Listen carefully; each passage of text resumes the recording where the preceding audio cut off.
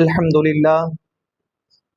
لله رب العالمين والصلاة والسلام على سيد الأنبياء وأشرف المرسلين وعلى آله وصحبه أجمعين. أما بعد فأعوذ بالله من الشيطان الرجيم. بسم الله الرحمن الرحيم. لقد كان لكم في رسول الله أسوة حسنة. وقال تبارك وتعالى إجلالا وإكراما في شأن عظمة نبيه إن الله وملائكته يصلون على النبي يا أيها الذين آمنوا صلوا عليه وسلموا تسليما.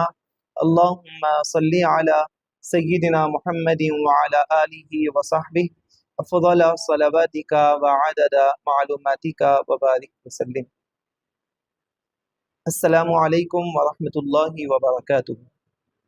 ناظرین گرامی قدر، الحمدللہ ماہ ربیع الاول شریف کی آمد ہے اور اس سال جشن میلاد النبی صلی اللہ تعالی علیہ وسلم کا 1500 سال ہے، اور اس وقت تمام عالم اسلام میں، تمام دنیا میں بطور خاص مسلمان اور عاشقان رسول حضور اکرم صلی اللہ تعالی علیہ وآلہ وصحبہ وسلم کی میلاد مبارکہ بڑے جوش و خروش اور عقیدت و احترام سے منا رہے ہیں.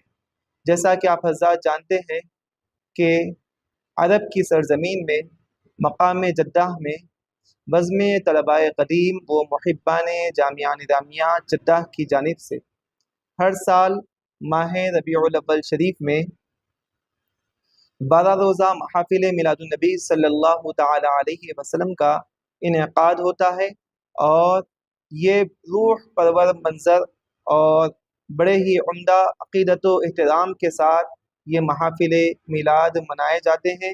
اور اس سال 32واں سالانہ میلاد النبی صلی اللہ تعالی علیہ وسلم کا موقع ہے. 32 سال ہو چکے ہیں، اس سال 33واں سالانہ یہ ماہ ربیع الاول شریف کا موقع ہے، جس میں علماء جامعہ نظامیہ کے علاوہ مختلف علماء کرام مشائخین اعظام کو دعوت دی جاتی ہے، اور ان کے خطابات سے تمام کے تمام مسلمان مستفیض و مستنیر ہوتے ہیں. الحمدللہ میرے لیے بڑی سعادت کی بات ہے کہ اس سال احقر کو بھی حضور اکرم صلی اللہ تعالی علیہ وآلہ وصحبہ وسلم کی سیرت مبارکہ کا خاکہ پیش کرنے کے لیے امر دیا گیا، حکم دیا گیا ہے. انشاءاللہ تعالی یہ میرے لیے بڑی سعادت بھی ہے اور خوش نصیبی کی بات ہے کہ اللہ تبارک و تعالی نے مجھ ناچیز کو حضور اکرم صلی اللہ تعالی علیہ وآلہ وصحبہ وسلم کی سیرت مبارکہ کہنے کا موقع نصیب فرما رہا ہے. اللہ تبارک و تعالی سے حضور اکرم صلی اللہ علیہ وسلم کے صدقے طفیل دعا کرتا ہوں کہ اللہ تبارک و تعالی مجھ کو یہ سیرت مبارکہ کا کہنا اور سننا اور بیان کرنا میرے لیے دنیا اور آخرت کی نجات کا ذریعہ بنائے. ناظرین گرامی وقار، جیسا کہ آپ حضرات جانتے ہیں کہ ہمارے آقا صلی اللہ تعالی علیہ وسلم کی سیرت مبارکہ کو اللہ تبارک و تعالی نے وہ مقام و مرتبہ عطا فرمایا کہ حضور پاک علیہ الصلوۃ والسلام کی سیرت کو ہمارے لیے اسوہ اور نمونہ بیان فرمایا. آپ حضرات جانتے ہیں کہ دنیا میں ہر شخص جب آتا ہے تو وہ شخص کوئی نہ کوئی کسی نہ کسی ماڈل اور کسی نہ کسی رول کو اختیار کرتا ہے جس کو وہ اپناتا ہے، اور اسی کے مطابق زندگی کا طرز عمل اپناتا ہے، طرز عمل بناتا ہے. آپ دیکھیے دنیا میں مختلف قبائل ہیں، مختلف لوگ ہیں، مختلف مذاہب والے ہیں، مختلف مسالک والے ہیں. وہ سب اپنا اپنا کوئی نہ کوئی رہبر بناتے ہیں، کوئی نہ کوئی رہنما بناتے ہیں. کوئی کسی ہیرو کو مانتا ہے تو کوئی کسی بزنس مین کو مانتا ہے، کوئی نہ کوئی کسی کو اختیار کرتا ہے. لیکن دین اسلام میں ہمارے اللہ تبارک و تعالی نے ہمیں حضور پاک علیہ الصلوۃ والسلام کی سیرت مبارکہ کی شکل میں وہ رول اور وہ ماڈل اور وہ اسوہ اللہ تبارک و تعالی نے عطا فرمایا، جس کا ذکر قرآن پاک میں اللہ تعالیٰ ارشاد فرماتا ہے لَقَدْ كَانَ لَكُمْ فِي رَسُولِ اللَّهِ أُسْوَةٌ حَسَنَةٌ. یقیناً تمہارے لیے نبی مکرم صلی اللہ تعالی علیہ وسلم کی مبارک حیات اسوہ حسنہ ہے۔ آپ کی زندگی میں تمہارے لیے اسوہ اور نمونہ ہے، زندگی کی رہبری کے لیے یہ اصول تمہارے لیے حضور پاک علیہ الصلوۃ والسلام کی مبارک حیات طیبہ میں ملتے ہیں۔ ناظرین گرامی وقار، اللہ تبارک و تعالیٰ نے ہمارے آقا صلی اللہ تعالی علیہ وسلم کی مبارک سیرت کو اسوہ حسنہ فرمایا، تو اللہ کے رسول صلی اللہ علیہ وسلم کی زندگی کو اللہ تبارک و تعالیٰ نے کسی خاص منظر میں بیان نہیں فرمایا۔ کس کے لیے رول ہے، کس کے لیے ماڈل ہے، کس کے لیے حضور پاک علیہ الصلوۃ والسلام نمونہ ہے، اسوہ ہے، یہ اللہ تبارک و تعالیٰ نے خاص نہیں فرمایا، بلکہ عام فرمایا کہ اللہ کے رسول صلی اللہ علیہ وسلم کی زندگی، آپ کی حیات طیبہ یہ رہنما ہے، یہ ہمارے لیے اسوہ ہے۔ تو کس کے لیے ہے؟ ہم دنیا میں دیکھتے ہیں کہ کوئی بزنس مین ہے تو وہ ایک اچھے بزنس مین کو اپنا رول ماڈل بناتا ہے، کوئی اگر تاجر ہے تو وہ بہترین تاجر کو اپنا رول ماڈل بناتا ہے، کوئی اگر انجینئر ہے تو وہ کوئی بہترین انجینئر کو اپنا رول ماڈل بناتا ہے۔ دنیا کے جتنے مکاتب ہے، جتنے شعبہ جات ہے، وہی کوئی نہ کوئی اپنے خاص مکتبے کے تحت، اپنے خاص نظریے کے تحت اپنا رول ماڈل بناتے ہیں۔ لیکن اللہ تبارک و تعالیٰ نے ہمارے آقا صلی اللہ تعالی علیہ وسلم کی حیات مبارکہ کو سیرت کا اہم عنوان جو ہے، یہ اللہ نے کسی خاص طبقے کے ساتھ، کسی خاص فرد کے ساتھ متعین نہیں فرمایا، بلکہ اللہ نے سرکار دو عالم صلی اللہ علیہ وسلم کی حیات طیبہ کو جہاں پر بزنس مین کے لیے اللہ کے رسول کی زندگی حیات طیبہ ہے، وہیں پر ایک مزدور کے لیے بھی اللہ کے رسول صلی اللہ علیہ وسلم کی سیرت یہ اسوہ حسنہ ہے۔ جہاں پر ایک معلم کے لیے پیارے آقا صلی اللہ تعالی علیہ وسلم کی مبارک حیات طیبہ اسوہ حسنہ ہے، وہیں پر ایک تلمیذ، ایک طالب علم، ایک اسٹوڈنٹ کے لیے بھی اللہ کے رسول صلی اللہ علیہ وسلم کی سیرت طیبہ یہ اسوہ اور نمونہ ہے۔ جہاں پر آقا کریم صلی اللہ علیہ وسلم کی مبارک حیات طیبہ ایک عام زندگی گزارنے والے کے لیے اسوہ حسنہ ہے، وہیں پر خصوصی طور پر معاشرتی زندگی، مباشرتی زندگی گزارنے والے کے لیے بھی اللہ تعالیٰ نے حضور کی سیرت کو اسوہ حسنہ فرمایا ہے۔ جہاں پر بچوں کے لیے پیارے آقا کی زندگی، مبارک زندگی اسوہ حسنہ ہے، وہیں پر اللہ تعالیٰ نے جوانوں کے لیے، بوڑھوں کے لیے اللہ کے رسول صلی اللہ علیہ وسلم کی حیات طیبہ یہ اسوہ حسنہ ہے۔ اسی طریقے سے آپ زندگی کے میدان میں آپ جائیے، دیکھیے، عائلی زندگی ہو یا معاشرتی زندگی ہو یا سیاسی زندگی ہو یا حربی و جنگی زندگی ہو، ہر زندگی میں اللہ تعالیٰ نے حضور کی سیرت مبارکہ کو اسوہ بنایا، تاکہ دنیا کا ہر شخص، دنیا کا ہر فرد، چاہے مالدار ہو، چاہے غریب ہو، چاہے کسی طبقے سے تعلق رکھنے والا ہو، چاہے کسی شعبہ زندگی سے تعلق رکھنے والا ہو، سب کے لیے میرے آقا صلی اللہ علیہ وسلم کی حیات طیبہ یہ رول ہو، ایک ماڈل بن جائے، ایک رہنما اصول بن جائے۔ تو آئیے ناظرین کرام، حضور اکرم صلی اللہ علیہ وسلم کو اللہ تبارک و تعالیٰ نے جس ماحول میں پیدا فرمایا، وہ ماحول آپ حضرات جانتے ہیں۔ میں یہ تمام کے تمام خاکے کو ایک بارگی آپ کے سامنے بیان کرنا یہ ممکن نہیں ہے، لیکن میرے عزیز بزرگوں دوستوں، کوشش کرتا ہوں کہ حضور پاک علیہ الصلوۃ والسلام کی حیات مبارکہ کے اہم پہلو آپ کے گوشے گزار کرنے کی سعادت حاصل کروں۔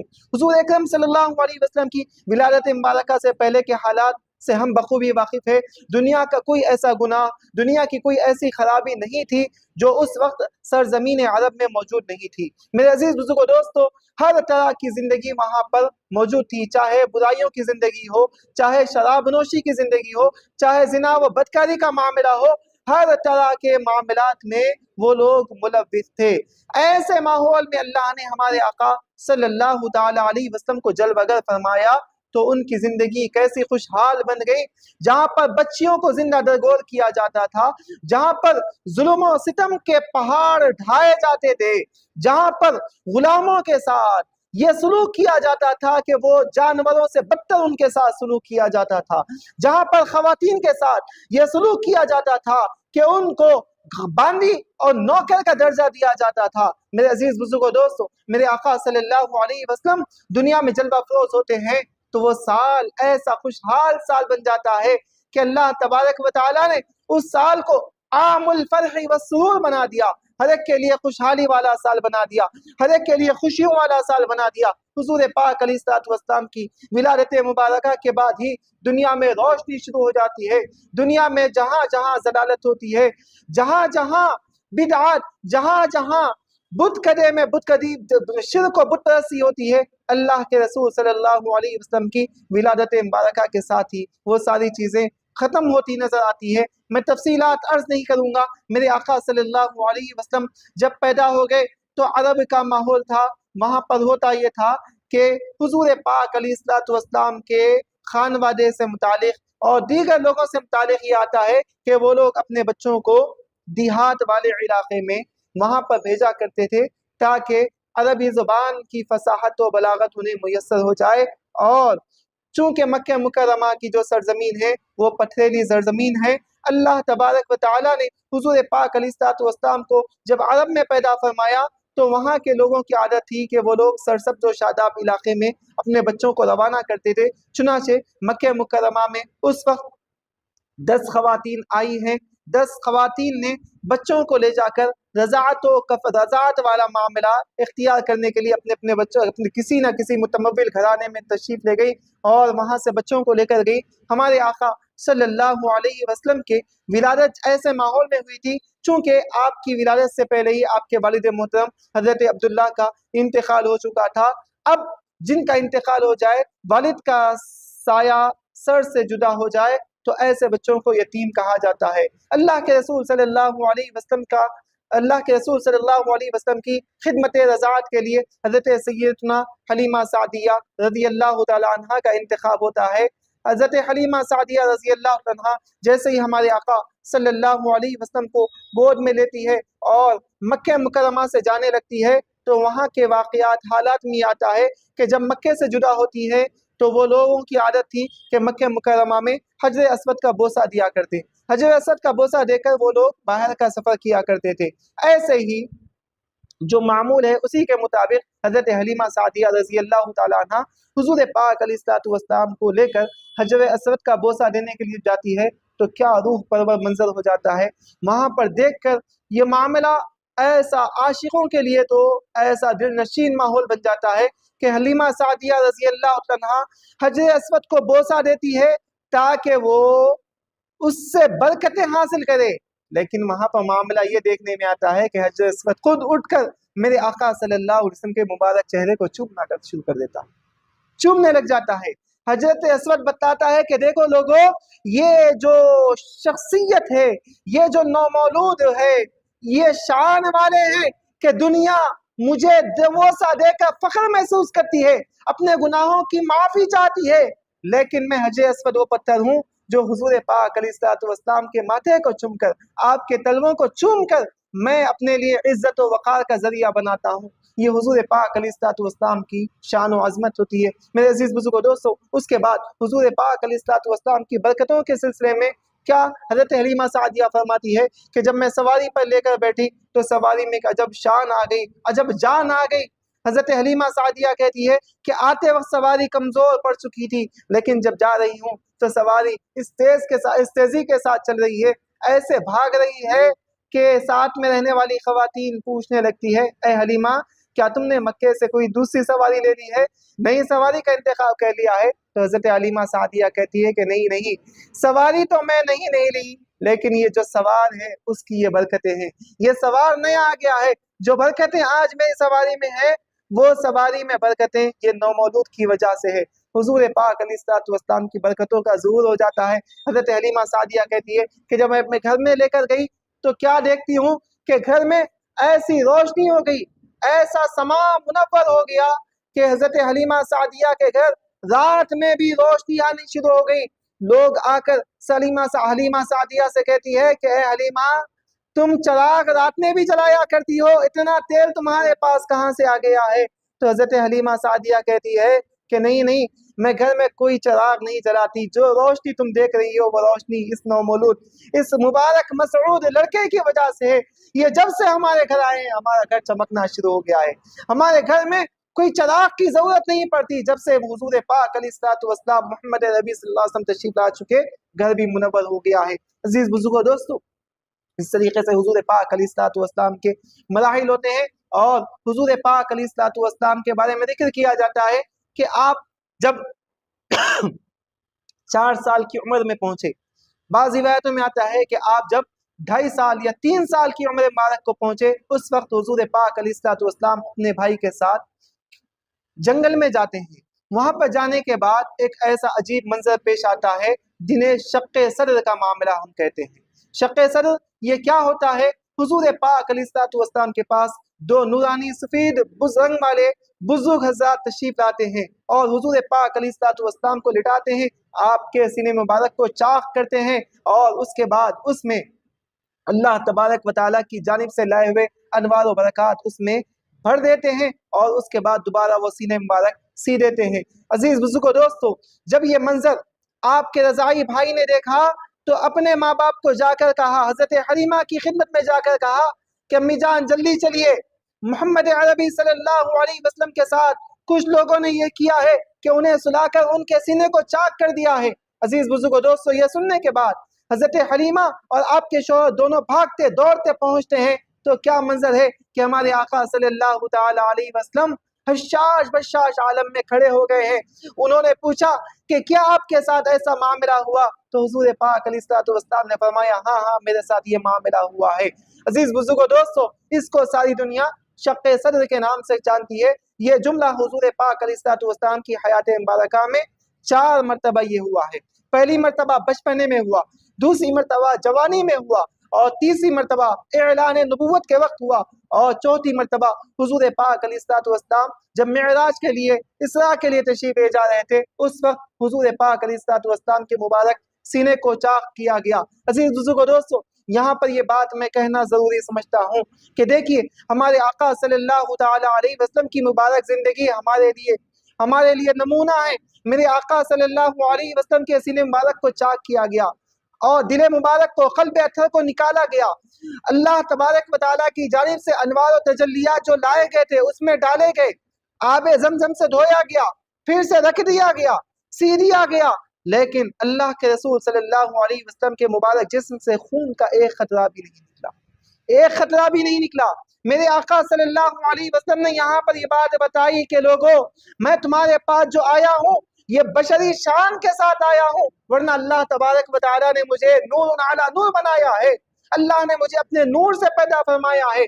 इसीलिए हज़रत सय्यदना जाबिर रज़ियल्लाहु तआला अन्हु फरमाते हैं, अल्लाह के रसूल सल्लल्लाहु अलैहि वसल्लम से पूछा गया, या रसूल अल्लाह, आपको अल्लाह ने नबूवत का बता फरमाई? तो अल्लाह के रसूल ने फरमाया कि मुझे अल्लाह ने उस वक्त नबी बना दिया जबकि हज़रत आदम पानी और मिट्टी के दरमियान में थे।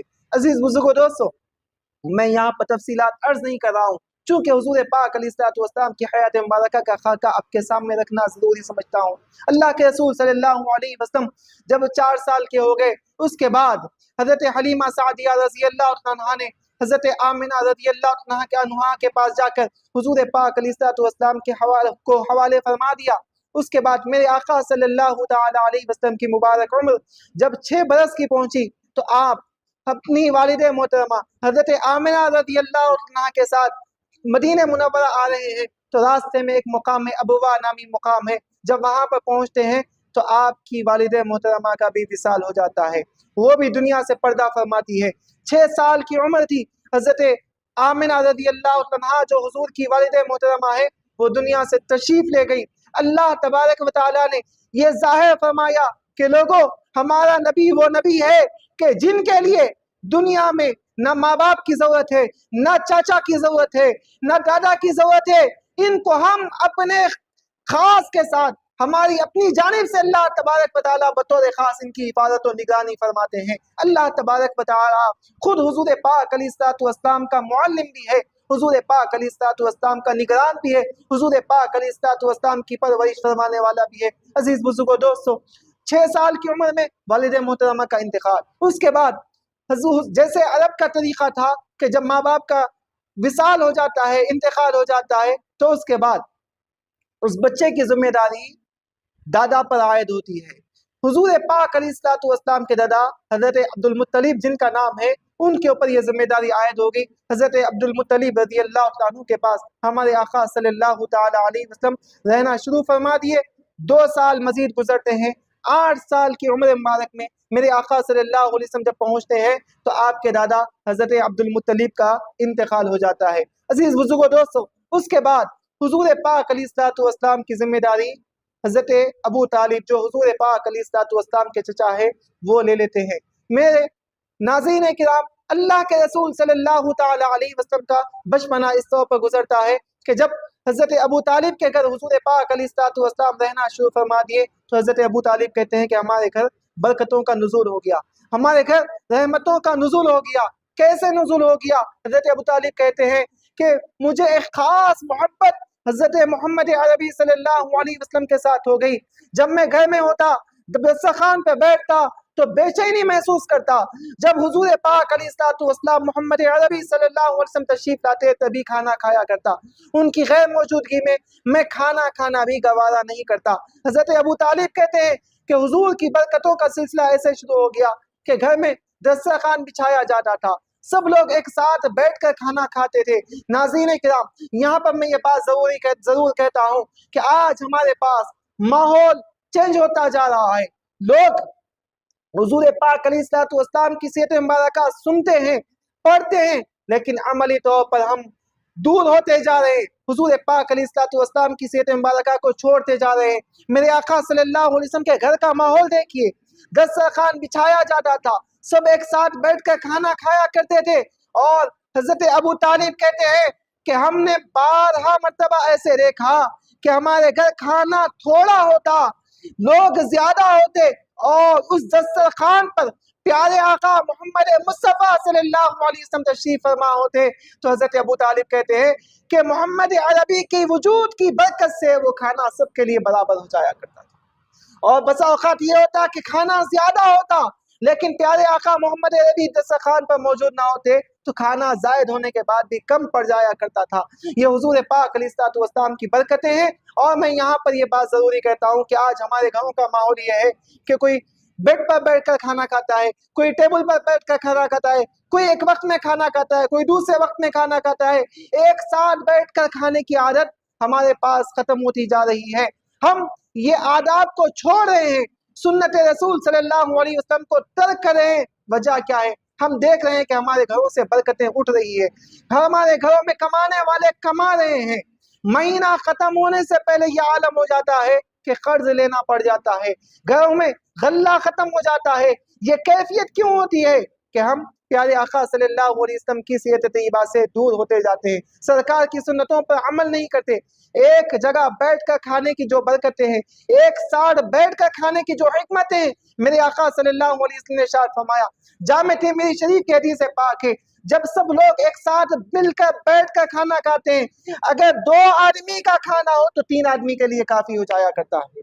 طعام الاثنین طعام الواحد یکفی الاثنین، میرے آقا فرماتے ہیں ایک آدمی کا کھانا 2 آدمی کے لیے کافی ہو جاتا ہے، 2 کا کھانا 3 کے لیے کافی، 3 آدمی کا کھانا ہو تو 5 آدمی کے لیے کھانا کافی ہو جاتا ہے۔ یہ ایک ساتھ بیٹھ کر کھانے کی برکتیں ہیں جو آج ہم سے ختم ہوتی جا رہی ہے۔ عزیز بزرگوں دوستو، میرے آقا صلی اللہ علیہ وسلم کی حیات طیبہ، اللہ کریم صلی اللہ علیہ وسلم جب شباب کے عالم میں پہنچتے ہیں تو میرے آقا صلی اللہ علیہ وسلم نے تجارت کرنا اختیار فرمایا، تو آقا کریم صلی اللہ علیہ وسلم نے محنت فرمایا، مزدوری فرمائی۔ یہ آقا کریم صلی اللہ علیہ وسلم نے نوجوان امت کو یہ درس دیا کہ دیکھو میں اللہ کا نبی ہوں، اللہ تبارک و تعالیٰ نے مجھے مختار کائنات بنایا ہے، اس کے باوجود میں محنت کرنا اختیار کیا، میں نے اپنی جوانی میں تجارت کے پیشے کو اختیار کیا۔ کیوں؟ وجہ کیا ہے کہ میں چاہتا تھا شروع سے کہ میں کسی کو دینے والا، عطا کرنے والا بن جاؤں،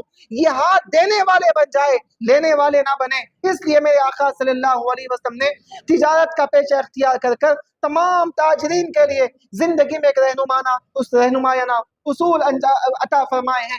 ناظرین کرام، اس کے بعد حضور اکرم صلی اللہ علیہ وسلم نے اپنی حیات مبارکہ میں 2 مرتبہ ملک شام کا سفر اختیار فرمایا تجارت کی غرض سے۔ پہلی مرتبہ جب آپ تشریف لے گئے، ابو طالب کے ساتھ جب جا رہے ہیں تو راستے میں ایک مقام پر بحیرہ نامی ایک راہب ملتا ہے، وہ جب حضور پاک علیہ الصلوۃ والسلام کو دیکھتا ہے تو بڑی ایک عظیم دعوت کرتا ہے۔ اختصار کے ساتھ عرض کر رہا ہوں، جب وہ دعوت کرتا ہے تو کیا کرتا ہے، دعوت میں بڑا اچھا عمدہ کھانے کا انتظام کر دیا۔ اس کے بعد لوگوں سے پوچھنے لگتا ہے کہ یہ جو نوجوان ہے، محمد عربی کی طرف اشارہ کر کے کہتا ہے کہ ان کے سرپرست کون ہیں، ان کے ماں باپ کون ہیں؟ لوگ کہتے ہیں کہ ان کے ماں باپ تو بچپنے میں انتقال کر گئے ہیں، ان کے اب سرپرست کون ہیں؟ تو لوگ حضرت ابو طالب کی طرف اشارہ کرتے ہیں۔ وہ ابو طالب کے پاس آتا ہے، آ کر کونے میں لے جاتا ہے اور کہتا ہے کہ مجھے تم سے ضروری بات کرنی ہے۔ وہ کیا ہے؟ وہ یہ ہے کہ سنو، یہ جو نوجوان تمہارا جو بھتیجا ہے، یہ نوجوان کے اندر میں جو آثار دیکھ رہا ہوں، جو علامتیں دیکھ رہا ہوں، وہ علامتیں ہیں جو تورات میں، زبور میں، سابقہ کتابوں میں ایک نبی کی جو علامتیں لکھی گئی ہے، وہ ساری علامتیں ان میں موجود ہیں، وہ ساری نشانیاں ان کے اندر موجود ہے۔ لہذا میں تم سے کہتا ہوں کہ ان کی حفاظت کرنا، اس لیے کہ آج یہود ان کے دشمن بنے ہوئے ہیں، ان کی جان کو نقصان نہ پہنچائے، اس لیے میں تمہیں مشورہ دیتا ہوں کہ یہاں سے ان کی حفاظت کرتے ہوئے مکہ مکرمہ کو لے کر چلے جائیں۔ انہوں نے پوچھا کہ آپ نے ایسی کیا چیز دیکھی ہے محمد عربی کے اندر، کون سی علامتیں دیکھی ہے؟ تو وہ کہنے لگا کہ دیکھو، میں انہیں دیکھا کرتا تھا، دور سے جب دیکھ رہا ہوں دھوپ کی کڑک ہے، دھوپ اپنی تاپ کے ساتھ لوگوں پر شعاعیں گر رہی ہے، لیکن پیارے آقا محمد عربی کا یہ عالم ہے کہ ایسی تپتی دھوپ میں بھی ایک ابر ہے کہ حضور پاک علیہ الصلوۃ والسلام پر سایہ کرتے ہوئے آگے آگے بڑھ رہا ہے۔ جہاں جہاں میرے آقا جا رہے ہیں وہ ابر سایہ کرتے ہوئے جا رہا ہے، اور یہ جہاں سے گزر رہے ہیں میں نے دیکھا کہ درختوں کو دیکھا، وہ درخت حضور پاک علیہ الصلوۃ والسلام پر سایہ کرتے ہوئے جھک رہے ہیں۔ یہ نشانیاں ایک نبی کی ہوتی ہے، اور بہت ساری باتیں اس نے ذکر کی ہے۔ عزیز بزرگو دوستو، دوسرا سفر جب ملک شام کا آپ نے فرمایا، جس وقت حضور پاک علیہ الصلوۃ والسلام حضرت خدیجہ الکبریٰ، یہ مکہ مکرمہ کی وہ متمول عظیم خاتون، باحیا پاک باز خاتون ہیں، جن کو آگے جا کر میرے آقا صلی اللہ تعالی علیہ وسلم نے ام المؤمنین بننے کا شرف عطا فرمایا ہے۔ میرے آقا صلی اللہ علیہ وسلم ان کا مال تجارت لے کر ملک شام جاتے ہیں، ان کے ساتھ ایک میسرہ نامی ایک غلام تھا جو حضرت خدیجہ کا تھا۔ حضرت خدیجہ حضور پاک علیہ الصلوۃ والسلام کے اخلاق، اطوار، آداب کو دیکھ کر آپ کی دل میں آپ کی گرویدہ ہو چکی تھی۔ انہوں نے دیکھا، میسرہ سے کہا کہ دیکھو، ان کے ساتھ جب ملک شام سفر میں جانا تو تمام حالات مجھے آ کر بیان کرنا۔ عزیز بزرگو دوستو، وہ میسرہ گیا، سفر کے ساتھ ساتھ میں گیا۔ سفر سے واپسی کے بعد وہ کہنے لگا کہ واہ، آج تک ہم نے ملک شام کا قافلہ جب گیا ہے تجارت کے لیے، اتنا فائدہ کبھی نہیں ہوا جتنا حضور پاک علیہ الصلوۃ والسلام محمد عربی کے ساتھ تجارت کا قافلہ گیا، اتنا فائدہ آج ہوا ہے، فائدہ بھی زیادہ ہوا۔ اس کے بعد جو واقعات ہوئے، ارسطو نامی راہب سے وہاں پہ ملاقات ہوئی تھی، اس نے تمام کی تمام چیزیں بیان کر دی۔ حضرت خدیجہ نے سارے واقعات سنے تو اور دل میں محبت کر گئی، اور انہوں نے حضور پاک علیہ الصلوۃ والسلام کے پاس رشتے پیغام بھیجا، نکاح کا پیغام بھیجا۔ جب نکاح کا پیغام بھیجا تو ناظرین کرام ہوا کیا، حضور پاک علیہ الصلوۃ والسلام نے وہ پیغام میں نکاح حضرت خدیجہ کی جانب سے جو آیا تھا وہ لے کر آپ نے اس کو ایکسپٹ نہیں کیا، قبول نہیں کیا، منظور نہیں کیا، بلکہ میرے آقا صلی اللہ علیہ وسلم حضرت ابو طالب کے پاس آتے ہیں اور کہتے ہیں کہ سنو، حضرت خدیجہ الکبریٰ نے میرے پاس نکاح کا پیغام بھیجا ہے، آپ کیا فرماتے ہیں، آپ کی کیا رائے ہے؟ حضور پاک علیہ الصلوۃ والسلام نے یہاں پر بھی ہمیں نصیحت دی، ہمیں یہ عظیم درس دیا کہ نکاح کا معاملہ جب ہوتا ہے تو اپنے سرپرستوں سے، اپنے والدین سے، اپنے سرپرستان خاندان سے مشورہ کیا جائے، ان کے مشورے پر عمل کرتے ہوئے زندگی کے یہ اہم فیصلہ لیا جائے، اس لیے کہ یہ ایک ایسی زندگی ہوتی ہے کہ انسان اگر لمحے بھر کے لیے یہاں پر اگر خطا کر جاتا ہے تو زندگی ساری رونا دھونا پڑ جاتا ہے۔ میرے عزیز بزرگو دوستو، حضور نے اپنی میرج کے لیے، اپنی شادی کے لیے خود فیصلہ نہیں فرمایا۔ جیسے آج ہم ماحول دیکھ رہے ہیں کہ لوگ کیا کرتے ہیں، ہمارا جسم ہماری مرضی، ہمارا اختیار، ہمیں اللہ نے آزاد بنایا ہے، فکر دیا ہے، ماں باپ کی جو ذمہ داری تھی وہ تو پوری ہو گئی، اب ہمیں شادی کرنا ہے، ہمارا فیصلہ ہم کریں گے، ماں باپ چاہے کچھ بھی ہو جاؤ، ہم ہماری زندگی کا فیصلہ کریں گے۔ ناظرین کرام، اس کا نتیجہ بھی ہم دیکھ رہے ہیں بطور خاص ہندوستان کی سرزمین پہ آئے دن جو واقعات ہو رہے ہیں، بچیاں مرتد ہو رہی ہے، اسلام چھوڑ رہی ہے اور غیروں کے پاس جب جا رہی ہے تو اس کے بعد ان کی زندگی وبال جان بن رہی ہے، انہیں مارا جاتا ہے، ظلم کیا جاتا ہے، تشدد ان کے ساتھ کیا جاتا ہے، آخر میں انہیں چھوڑ دیا جاتا ہے۔ بعض واقعات تو ایسے ہیں کہ انہیں قتل کر دیا جاتا ہے۔ یہ سارے واقعات ہمارے سامنے آنکھ کھول دینے والے ہیں۔ لہذا حضور پاک علیہ الصلوۃ والسلام نے اپنی میرج کے وقت، اپنی شادی کے وقت بڑوں سے مشورہ لیا۔ یہ حضور پاک علیہ الصلوۃ والسلام نے اپنی حیات مبارکہ کا ایک اہم اصول حضور پاک علیہ الصلوۃ والسلام نے ہمارے سامنے رکھا۔ الغرض میں آقا صلی اللہ علیہ وسلم کی شادی مبارک حضرت خدیجہ سے ہوتی ہے، اور اس وقت حضور پاک علیہ الصلوۃ والسلام کی عمر مبارک 25 سال ہوتی ہے، حضرت خدیجہ کی عمر 40 سال ہوتی ہے۔ حضور پاک علیہ الصلوۃ والسلام نے حضرت خدیجہ کا انتقال 65 سال کی عمر میں ہوا۔ 40 سال کی عمر میں آپ نے شادی فرمائی، 65 سال کی عمر میں آپ کا انتقال ہوا۔ جملہ 25 سال حضور پاک علیہ الصلوۃ والسلام کی زوجیت کا آپ نے شرف حاصل کیا، اور اسی درمیان میں ہمارے آقا صلی اللہ علیہ وسلم کی جتنی اولاد امجاد ہے، ایک کو چھوڑ کر جملہ حضور پاک علیہ الصلوۃ والسلام کے جو اولاد امجاد ہے، آپ کو 4 صاحبزادیاں ہیں، 3 صاحبزادے ہیں، 2 صاحبزادے اور 4 صاحبزادیاں حضرت خدیجہ الکبریٰ رضی اللہ عنہا کے مبارک بطن سے تولد ہوئی ہے۔ یہ حضور پاک علیہ الصلوۃ والسلام کی ساری اولاد حضرت خدیجہ سے ہے، سوائے ایک کے۔ ناظرین کرام، حضرت خدیجہ رضی اللہ عنہا 65 سال کی عمر تک حضور پاک علیہ الصلوۃ والسلام کی زوجیت میں رہی۔ میرے آقا صلی اللہ علیہ وسلم نے اس درمیان میں کوئی اور دوسرا نکاح نہیں فرمایا۔ جہاں پر حضور پاک علیہ الصلوۃ والسلام کی دیگر تعدد ازواج کے بارے میں بہت ساری باتیں جو کی جاتی ہے، وہ بڑی حکمتیں تھی، خداوند تعالیٰ کا وہ فیصلہ تھا، وہ حکم تھا، میرے آقا صلی اللہ علیہ وسلم نے وہ اختیار فرمایا۔ الغرض حضور پاک علیہ الصلوۃ والسلام کی 40 سالہ جب زندگی ہوتی ہے، 40 سال کی مبارک عمر میں آپ پہنچتے ہیں، تو اس وقت اللہ تبارک و تعالی ہمارے آقا صلی اللہ علیہ وسلم پر وحی کا نزول فرماتا ہے۔ وحی کا جو نزول فرماتا ہے، اس میں حضور پاک علیہ الصلوۃ والسلام غار حراء میں تشریف لے گئے۔ وہاں پر پیارے آقا کی عادت طیبہ تھی کہ وہاں پر جاتے تھے، اللہ کی عبادت کیا کرتے تھے۔ ایک روز ایسا آیا کہ جبرائیل امین اللہ کی وحی لے کر غار حراء میں تشریف لائے اور کہنے لگے، یا محمد اقرأ، اے محمد صلی اللہ علیہ وسلم پڑھیے۔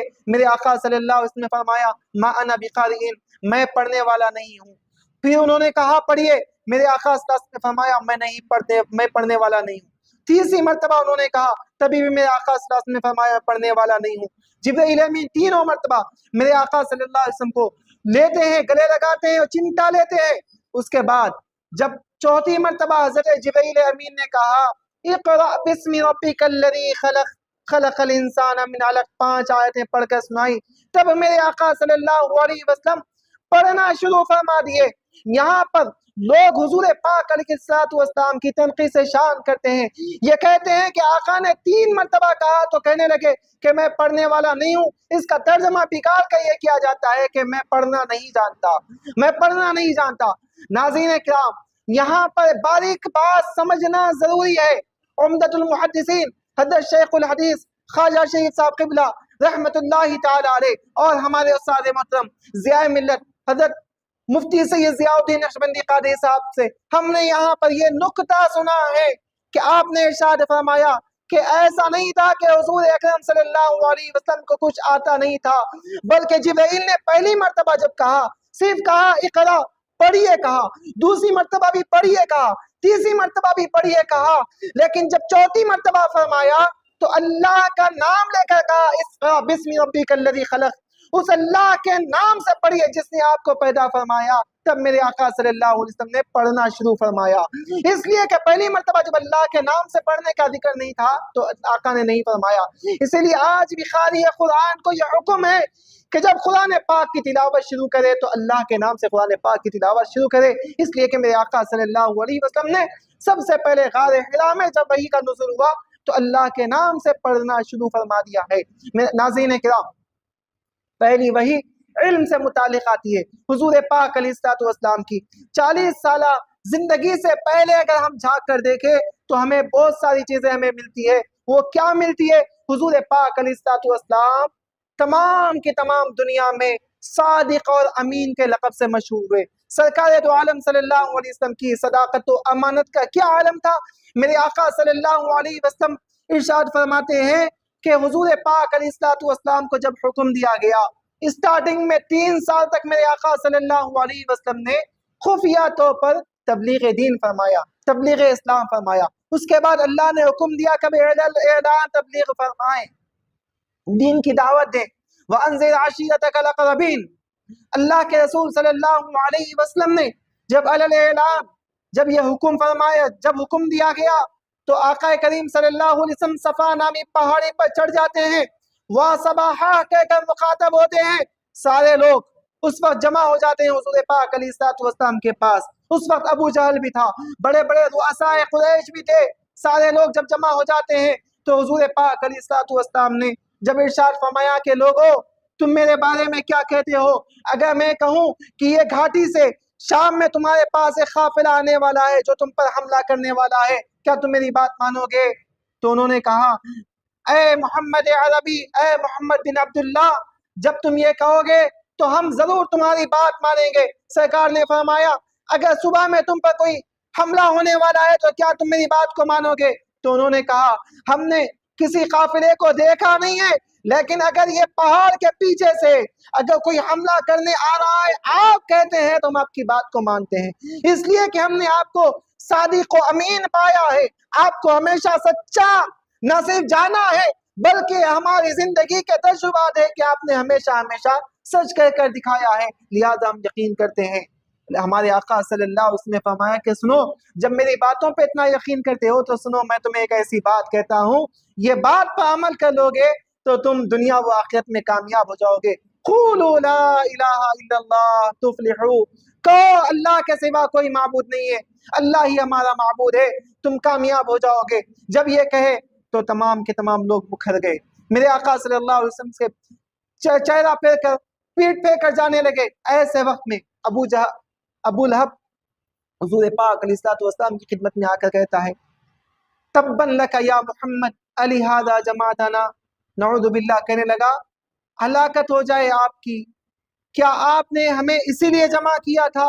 جب یہ جملے کہے حضور پاک علیہ الصلوۃ والسلام نے صبر فرمایا، کچھ جواب ارشاد نہیں فرمایا، لیکن اللہ کو کہاں پر برداشت کہ آقا کریم صلی اللہ علیہ وسلم کی شان اقدس میں ایسی بددعائیہ کلمات کہے جائیں۔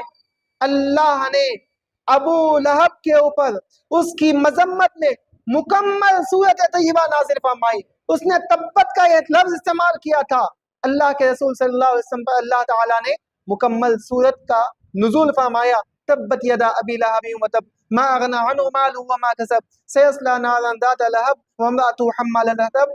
یہ جو مکمل صورت ہے یہ ابو لہب کے ذم میں اللہ تبارک و تعالیٰ نے نازل فرمائی ہے۔ ناظرین کرام، اللہ تبارک و تعالیٰ نے اس طریقے سے حضور پاک علیہ الصلوۃ والسلام کی حیات طیبہ کو بیان فرمایا۔ یہ حضور پاک علیہ الصلوۃ والسلام کی وحی کا ابتدائی معاملہ تھا۔ اب اس کے بعد جو مرحلہ ہے انشاءاللہ ہم اس کو اب ذکر کریں گے۔ بسم اللہ الرحمن الرحیم۔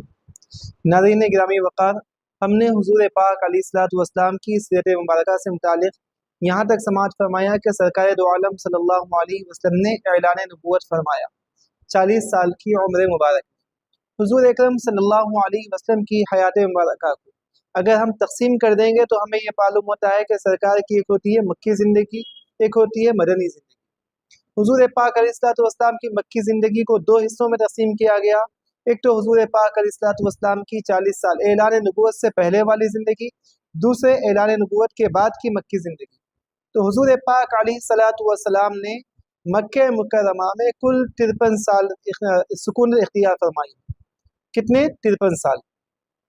اعلان نبوت سے پہلے کی جو 40 سالہ زندگی ہے، اعلان نبوت کے بعد 13 سال، پھر مدینہ منورہ میں حضور اکرم صلی اللہ علیہ وسلم نے 10 سال قیام فرمایا۔ جملہ آپ کی 63 سالہ عمر مبارک ہے۔ اب مدینہ منورہ کی بھی جو حیات مبارکہ ہے اس کو بھی ہمارے مورخین نے، مفسرین نے 2 حصوں میں تقسیم فرمایا ہے، ایک تو صلح حدیبیہ سے پہلے 5 سال اور دوسرے صلح حدیبیہ کے بعد کے 5 سال۔ یہ حضور پاک علیہ الصلوۃ والسلام کی حیات مبارکہ کا خاکہ ہے۔ اب اس کو ہم تھوڑی سی تفصیل کے ساتھ وضاحت کے ساتھ آپ کے گوشے گزار کریں گے۔ اللہ کے رسول صلی اللہ علیہ وسلم نے جب اعلان نبوت فرمایا تو خاص بات یہ ہے کہ ہمارے لیے جو تعلیم ملتی ہے، معاشرتی تعلیم جو ہمیں ملتی ہے، وہ کیا ملتی ہے کہ حضور اکرم صلی اللہ علیہ وسلم پر جب وحی کا نزول ہوا، سرکار دو عالم صلی اللہ علیہ وسلم کی طبیعت میں تھوڑا سا کچھ چینجز آئے۔ جیسے میرے آقا صلی اللہ علیہ وسلم گھر تشریف لائے تو اس وقت آپ کی زوجہ محترمہ حضرت خدیجہ الکبریٰ رضی اللہ عنہا کا بہت بڑا کردار، بہت اہم رول تھا۔ وہ کیا تھا؟ حضور پاک علیہ الصلوۃ والسلام نے فرمایا زمیلونی زمیلونی، اے خدیجہ مجھے چادر اڑاؤ، چادر اڑاؤ۔ چادر اڑا دی گئی۔ سرکار دو عالم صلی اللہ علیہ وسلم نے یہ الفاظ استعمال فرمائے خشیت علی نفسی۔ حضرت خدیجہ رضی اللہ عنہا ایسے موقع پر حضور پاک علیہ الصلوۃ والسلام کو تسلی دیتی ہے۔ کیا تسلی دیتی ہے؟ انک لتصل الرحم وتقری الضیف۔ اللہ کے رسول صلی اللہ وتکسب المعدوم، اللہ کے رسول صلی اللہ علیہ وسلم کو تسلی یہ دیتی ہے کہ یا رسول اللہ صلی اللہ علیہ وسلم آپ خشیت نہ فرمائیں، خوف نہ فرمائیں، اس لیے کہ ہم نے آپ کو جب کبھی پایا ہے اس حال میں پایا ہے کہ آپ ہمیشہ ہمیشہ صلہ رحمی کرتے ہیں، آپ غریبوں کی دستگیری فرماتے ہیں، آپ مہمانوں کی مہمان نوازی فرماتے ہیں، آپ مسکینوں محتاجوں کی مدد فرماتے ہیں، آپ سب کے ساتھ جب اچھا کرتے ہیں تو یقیناً آپ کے ساتھ بھی اچھا ہی ہونے والا ہے، کچھ خیال نہ فرمائیں۔ میرے عزیز بزرگوں دوستوں، یہاں پر میں ایک چیز عرض کرتا چلوں کہ آج ہمارے گھروں میں ہمارے خواتین اسلام کو یہ سبق حاصل کرنا چاہیے۔ حضرت خدیجہ رضی اللہ عنہا نے اس موقع پر، ایسے موقع پر حضور پاک علیہ الصلوۃ والسلام کے ساتھ جو اہم معاملہ فرمایا وہ یہ فرمایا کہ سرکار جب پریشانی کے ساتھ تشریف لائے تو آنے کے بعد انہوں نے تسلی دی، انہوں نے گھر کے معاملات میں تسلی دی سرکار دو عالم صلی اللہ علیہ وسلم کے ساتھ۔ آج ہمارا معاملہ کیا ہوتا ہے کہ اگر تھکا ماندہ آدمی جب گھر آتا ہے تو گھر آنے کے بعد شکوہ شکایتیں کرنا شروع، گھر آنے کے بعد بچوں کے معاملات بیان کرنا شروع، گھر آنے کے بعد رنجیدگی والے معاملات کرنا شروع۔ ایسے وقت میں ضرورت ہوتی ہے کہ ایک شریک حیات، بہترین وہ شریک حیات ہوتی ہے کہ جب کبھی اپنے شوہر نامدار پر اگر کوئی ایسا وقت آ جائے جو کٹھن ہو، جو مصیبت والا ہو، جو آزمائش والا ہو، جو صبر والا ہو، تو ایسے وقت میں جرأت دکھائے، ایسے وقت میں ان کو تسلی دے، ہمت دلائے۔ یہ حضرت خدیجہ رضی اللہ عنہا نے بے مثال کردار عطا فرمایا ہے تاریخ کی کتابوں میں۔ یہاں ہمیں خواتین امت کے لیے بہت عظیم درس ملتا ہے۔ ناظرین کرام، اللہ کے رسول صلی اللہ علیہ وسلم کی جو 53 سالہ زندگی ہے مکہ مکرمہ کی، اگر ہم اس کو ڈیوائڈ کرتے جائیں، سال بہ سال اگر ہم دیکھتے جائیں، خاکہ اگر کھینچتے جائیں، تو آپ دیکھیے پہلا سال ہے اعلان نبوت کا۔ پہلے سال میں ہمارے آقا صلی اللہ تعالی علیہ وسلم پہ سب سے پہلے اسلام قبول کرنے والی کون ہے؟ وہ حضور پاک علیہ الصلوۃ والسلام کی زوجہ محترمہ حضرت خدیجہ الکبریٰ رضی اللہ تعالی عنہا ہے۔ یہاں پر بھی ہمیں ایک درس ملتا ہے کہ حضور پاک علیہ الصلوۃ والسلام نے اصلاح کا، دین کا کام اگر انجام دیا تو سب سے پہلے اپنے گھر سے ابتدا فرمائی، آغاز اپنے گھر سے فرمایا۔ عزیز بزرگوں دوستوں، آج ہمارے پاس، معافی کے ساتھ میں عرض کرتا ہوں کہ آج ہمارے پاس یہ ماحول بن چکا ہے کہ ہم اگر کچھ ماحول میں کچھ تبدیلیاں دیکھتے ہیں، معاشرے میں کچھ خرابیاں دیکھتے ہیں، تو بڑے جد و شد و مت کے ساتھ ان پر برے الفاظ کلمات کہنا شروع کر دیتے ہیں۔ فلاں ایسا ہو گیا، فلاں معاملہ ایسا ہو گیا، فلاں معاملہ ایسا ہو گیا، لیکن خود کی حالت تبدیل نہیں ہوتی، خود کے گھروں کی حالت تبدیل نہیں ہوتی۔ ہم چاہتے ہیں کہ ساری دنیا کو ٹھیک کر دے، ہم چاہتے ہیں کہ ساری کنٹری کو ٹھیک کر دے، ہم چاہتے ہیں کہ ساری ریاست کو ٹھیک کر دے، ہم چاہتے ہیں کہ سارے محلے کو ٹھیک کر دے، ہم چاہتے ہیں کہ سارے خاندان کو ٹھیک کر دیں، لیکن ہمارے عالم یہ ہوتا ہے کہ چراغ تلے اندھیرا جو ہوتا ہے وہی عالم ہمارا ہوتا ہے۔ خود اپنے اندر تبدیلی نہیں ہوتی، اپنے گھر کی تبدیلی نہیں ہوتی۔ اللہ کے رسول صلی اللہ علیہ وسلم نے دعوت کا آغاز فرمایا تو اپنے گھر سے فرمایا۔ اس لیے اللہ تبارک و تعالیٰ نے بھی یہ ارشاد فرما دیا کہ جب تک تم اپنے آپ کو تبدیل نہیں کرو گے تب تک نہ ماحول چینج ہو سکتا ہے، نہ معاشرتی زندگی چینج ہو سکتی ہے۔ اسی لیے اللہ کے رسول صلی اللہ علیہ وسلم پر ایمان لانے والی سب سے پہلی خاتون حضرت خدیجہ الکبریٰ رضی اللہ تعالیٰ عنہا ہے، اور بچوں میں مولائے کائنات حضرت سیدنا علی مرتضیٰ رضی اللہ تعالیٰ عنہ ہے، اور مردوں میں حضرت سیدنا ابو بکر صدیق رضی اللہ تعالیٰ عنہ ہے، اور غلاموں میں حضرت سیدنا زید بن حارثہ رضی اللہ تعالیٰ عنہ ہے۔ میرے آقا صلی اللہ علیہ وسلم کا ہجرت کا جو پہلا سال تھا اس طریقے سے ہوا کہ سرکار دو عالم صلی اللہ علیہ وسلم نے ابتدائی عالم میں خفیہ دین اسلام کی تبلیغ فرمائی۔ اب دوسرا اور تیسرا سال جب ہجرت کا آیا تو حضور پاک علیہ الصلوۃ والسلام نے تعلیم و تربیت کا سلسلہ شروع فرمایا۔ کہاں سے تعلیم و تربیت کا سلسلہ شروع فرمایا؟ میرے آقا صلی اللہ علیہ وسلم نے دار ارقم میں رہ کر دین اسلام کی دعوت و تبلیغ فرمائی۔ حضرت ابوبکر صدیق رضی اللہ عنہ خود جد و جہد کرتے تھے، وہ لوگوں کو دین اسلام کی طرف بلایا کرتے تھے۔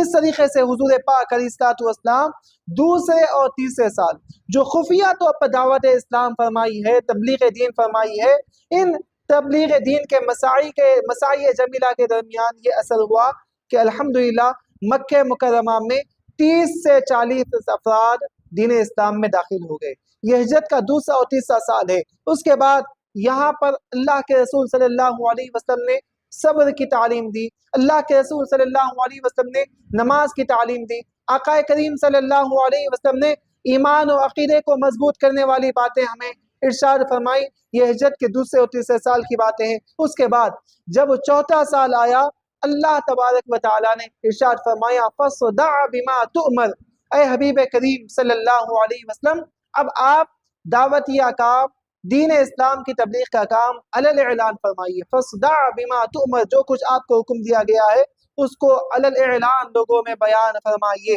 حضور پاک علیہ الصلوۃ والسلام نے چوتھے سال علی الاعلان تبلیغ فرمائی۔ وَأَنذِرْ عَشِيرَتَكَ الْأَقْرَبِينَ، اللہ تبارک و تعالیٰ نے جب یہ حکم ارشاد فرمایا سورۃ الشعراء کی یہ آیت مبارکہ ہے، اللہ کے رسول صلی اللہ علیہ وسلم صفا نامی پہاڑی پر تشریف لے گئے اور سب کو دین اسلام کی تبلیغ فرمائی، دعوت دی۔ عزیز بزرگو دوستو، یہ ہجرت کا چوتھا سال تھا۔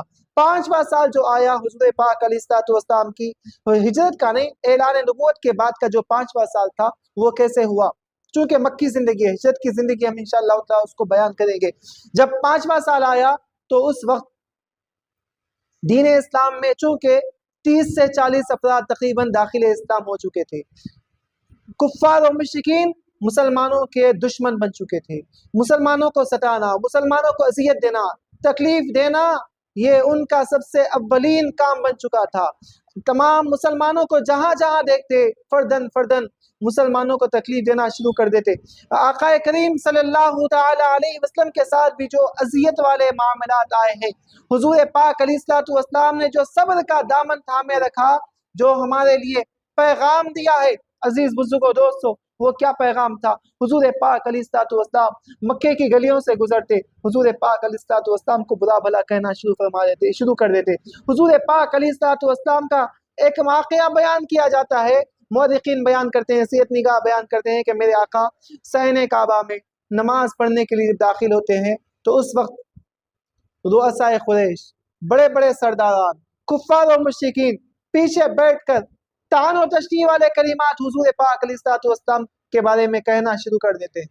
یہاں تک کہ ان کا برتاؤ نہیں رہتا، بلکہ ابو جہل اٹھتا ہے اور کہتا ہے کہ فلاں قبیلے میں آج اونٹ کٹا ہے، اونٹ ذبح کیا گیا ہے، تم میں کون ہے وہاں سے اونٹ کی بجڑی لائے اور محمد بن عبداللہ صلی اللہ علیہ وسلم کے اوپر ڈال دے۔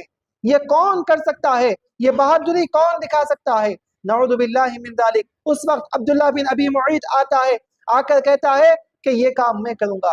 فوراً گیا وہاں جہاں پر اونٹ ذبح کیا گیا تھا، وہاں سے اونٹ کی بجڑی لایا اور لا کر میرے آقا صلی اللہ علیہ وسلم جب سجدے میں ہیں، اللہ کی دربار میں راز و نیاز میں مصروف ہے، ایسے وقت میں میرے آقا صلی اللہ علیہ وسلم کے پیٹھ کے اوپر لا کر اونٹ کی بجڑی ڈال دی جاتی ہے۔ اتنی زیادہ وزن بجڑی تھی، اللہ کے رسول صلی اللہ علیہ وسلم سجدے کو دراز فرما دیتے ہیں، وہ لوگ پیچھے رہ کر ٹھاٹے مارتے ہیں اور ہنستے ہیں، حضور پاک علیہ الصلوۃ والسلام کے بارے میں طعن و تشنیع کرنا شروع کرتے ہیں۔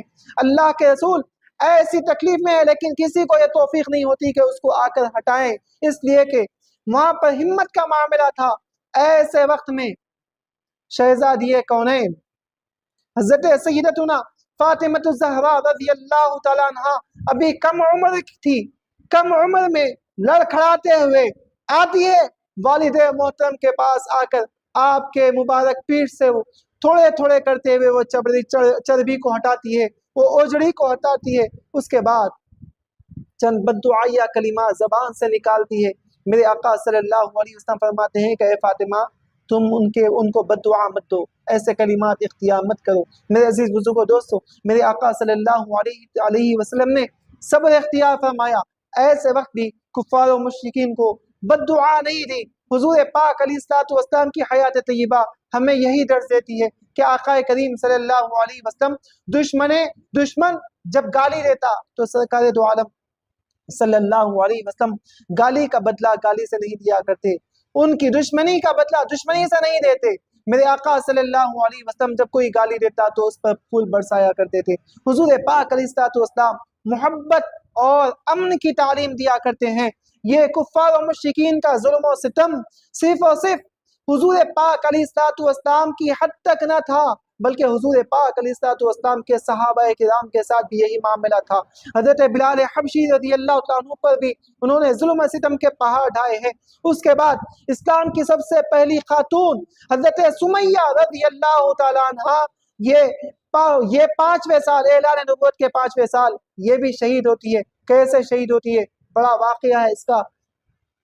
آپ کو جو شہید کیا گیا، اتنا سخت برتاؤ کیا گیا کہ آپ کے نازک مقام پر تیر مار کر دشمنوں نے آپ کو شہید کیا ہے۔ جب یہ ہم سنتے ہیں تو ہمارے جسم کے رونگٹے کھڑے ہو جاتے ہیں، جسم کانپنے لگ جاتا ہے، تھر تھرانے لگتا ہے۔ کیسی کیسی قربانیاں ہمارے صحابہ کرام رضوان اللہ تعالی علیہم اجمعین نے دین کی خاطر دی ہے۔ عزیز بزرگوں دوستو، ماب لنچنگ کے طور پہ آج ہم واقعات ہمارے ہندوستان میں دیکھتے ہیں اور دیگر علاقوں میں دیکھتے ہیں۔ آج فلسطین میں ہم دیکھ رہے ہیں مسلمانوں کے ساتھ جو ظلم ستم ڈھایا جا رہا ہے، جو تکلیفیں برداشت کی جا رہی ہے۔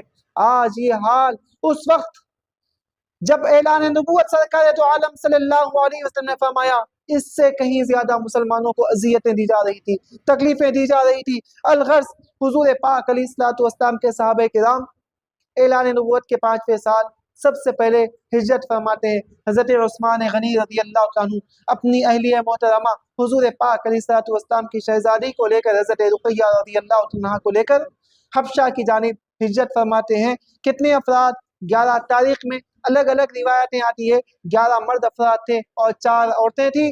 یہ لوگ حبشہ کی جانب ہجرت کرتے ہیں، یہ پہلی ہجرت تھی۔ ناظرین کرام، اس کے بعد اعلان نبوت کا جب 6واں سال آتا ہے، اللہ کے رسول صلی اللہ تعالی علیہ وسلم اللہ کی بارگاہ میں دعا کرتے ہیں کہ اللہ اب تو دین اسلام کو مضبوط فرما دے، دین اسلام کو مستحکم فرما دے۔ اللہ کے رسول صلی اللہ علیہ وسلم نے دیکھا اس وقت جو سب سے زیادہ مضبوط لوگ تھے، 2 لوگ تھے، ایک تو ابو جہل تھا، دوسرا عمر بن خطاب رضی اللہ تعالیٰ عنہ تھے، ابھی اسلام قبول نہیں کیے تھے۔ اللہ کے رسول صلی اللہ علیہ وسلم دعا فرماتے ہیں، اللہ کی بارگاہ میں یہ دعا کرتے ہیں کہ اللہ تو دین اسلام کو تقویت دے، دین اسلام کو عزت دے، دین اسلام کو محکم فرما، مستحکم فرما، ان دونوں میں سے کسی ایک کو داخل اسلام فرما کر۔ ایک روایت میں تو یہ آتا ہے اللہم اعز الاسلام بعمر بن الخطاب، اللہ کے رسول صلی اللہ علیہ وسلم دعا فرماتے ہیں کہ اللہ تو عمر بن خطاب کو دین اسلام میں داخل فرما کر اسلام کو مضبوط فرما دے، اسلام کو مستحکم فرما دے۔ الغرض 5واں سال تھا اعلان نبوت کا، حضرت عمر بن خطاب رضی اللہ تعالیٰ عنہ کو دین اسلام میں داخل ہونے کا شرف ملتا ہے۔ واقعات تفصیلی واقعات ہے، اگر میں وہ آپ کے سامنے بیان کرتا جاؤں تو سیرت نبوی صلی اللہ علیہ وسلم کا مکمل خاکہ اتنے کم وقت میں آپ کے سامنے پیش کرنے کی میں کوشش نہیں کر سکوں گا، اس لیے میں یہ تمام کے تمام واقعات کو تفصیل آپ کے سامنے عرض نہیں کر رہا ہوں۔ الغرض حضرت فاروق اعظم رضی اللہ تعالیٰ عنہ دین اسلام میں داخل ہو جاتے ہیں، اس کے بعد دین اسلام کو تقویت پہنچتی ہے۔ اللہ کے رسول صلی اللہ علیہ وسلم اب تک دار ارقم میں نمازیں ادا فرما رہے تھے اور عبادتیں چھپ چھپ کر کیا کر رہے تھے۔ حضرت فاروق اعظم رضی اللہ عنہ نے دین اسلام قبول کرنے کے بعد یہ عرض کیا، یا رسول اللہ کیا ہمارا دین سچا دین نہیں ہے؟ کیا ہمارا معبود رب العالمین سچا نہیں ہے؟ کیا آپ اللہ کے رسول سچے رسول نہیں ہیں؟ یقین اللہ نے فرمایا ہمارا دین بھی سچا ہے، ہمارا رب بھی سچا ہے اور میں بھی اللہ کا سچا رسول ہوں۔ تو تب حضرت عمر بن خطاب رضی اللہ عنہ نے کہا یا رسول اللہ اب ہم چھپ کر عبادت نہیں کریں گے، علل اعلان صحن کعبہ میں جا کر اعلان کریں گے، ہم دیکھیں گے کہ کون ہے، کس کی ماں نے جنا ہے کہ وہ عمر بن خطاب کا مقابلہ کرنے کے لیے آ جائے، وہ مسلمانوں کو تکلیف دینے کے لیے آ جائے، حضرت عمر بن خطاب رضی اللہ عنہ نے عرض کیا یا رسول اللہ اب ہم کھلے طور پر حرم کعبہ میں نماز ادا فرمائیں گے۔ یہ اعلان نبوت کے 5ویں سال حضرت فاروق اعظم جب داخل اسلام ہوتے ہیں، کھلے طور پر نماز ادا کی گئی۔ الغرض 6واں سال تھا یہ اعلان نبوت کا۔ اس کے بعد مسلمانوں کی تعداد جیسے ہی حضرت عمر بن خطاب داخل اسلام ہوئے، بتایا جاتا ہے کہ 40 تعداد مسلمانوں کی ہو گئی۔ اسلام کو ایک بڑی عزت طاقت حضرت عمر بن خطاب رضی اللہ عنہ کے ذریعے نصیب ہوئی ہے۔ عزیز بزرگوں دوستو، جب اعلان نبوت کا 7واں سال آیا تو اس میں اگر ہم دیکھتے ہیں تو مسلمانوں نے جب اذیتیں بہت زیادہ ہونا شروع ہو گئی تو دوسرا قافلہ حبشہ کو ہجرت کرنے کے لیے گیا۔ اس میں بتایا جاتا ہے کہ 83 مرد حضرات تھی اور 18 عورتیں تھیں جو دوسری مرتبہ ہجرت کے لیے حبشہ کی جانب تشریف لے گئی۔ عزیز بزرگوں دوستو، کفار مکہ نے دیکھا کہ مسلمان یہاں سے اب حبشہ کو جا رہے ہیں اور وہ وہاں پر جا کر چین و سکون میں رہیں گے۔ وہ کب برداشت کرتے ہیں مسلمانوں کا چین و سکون کو رہنا؟ وہ کب برداشت کریں گے مسلمانوں کا اطمینان اور امن کے ساتھ رہنا؟ اس وقت بھی برداشت نہیں کیے۔ آج بھی ساری دنیا مسلمانوں کو امن میں رہنا برداشت نہیں کر رہی ہے۔ آج بھی ہم پر جو ظلم و ستم ڈھایا جا رہا ہے، مسلمانوں کو جو ستایا جا رہا ہے، ساری دنیا میں مسلمانوں کو ستایا جاتا ہے، مسلمانوں کے ساتھ ایک دوسرا سلوک اختیار کیا جاتا ہے۔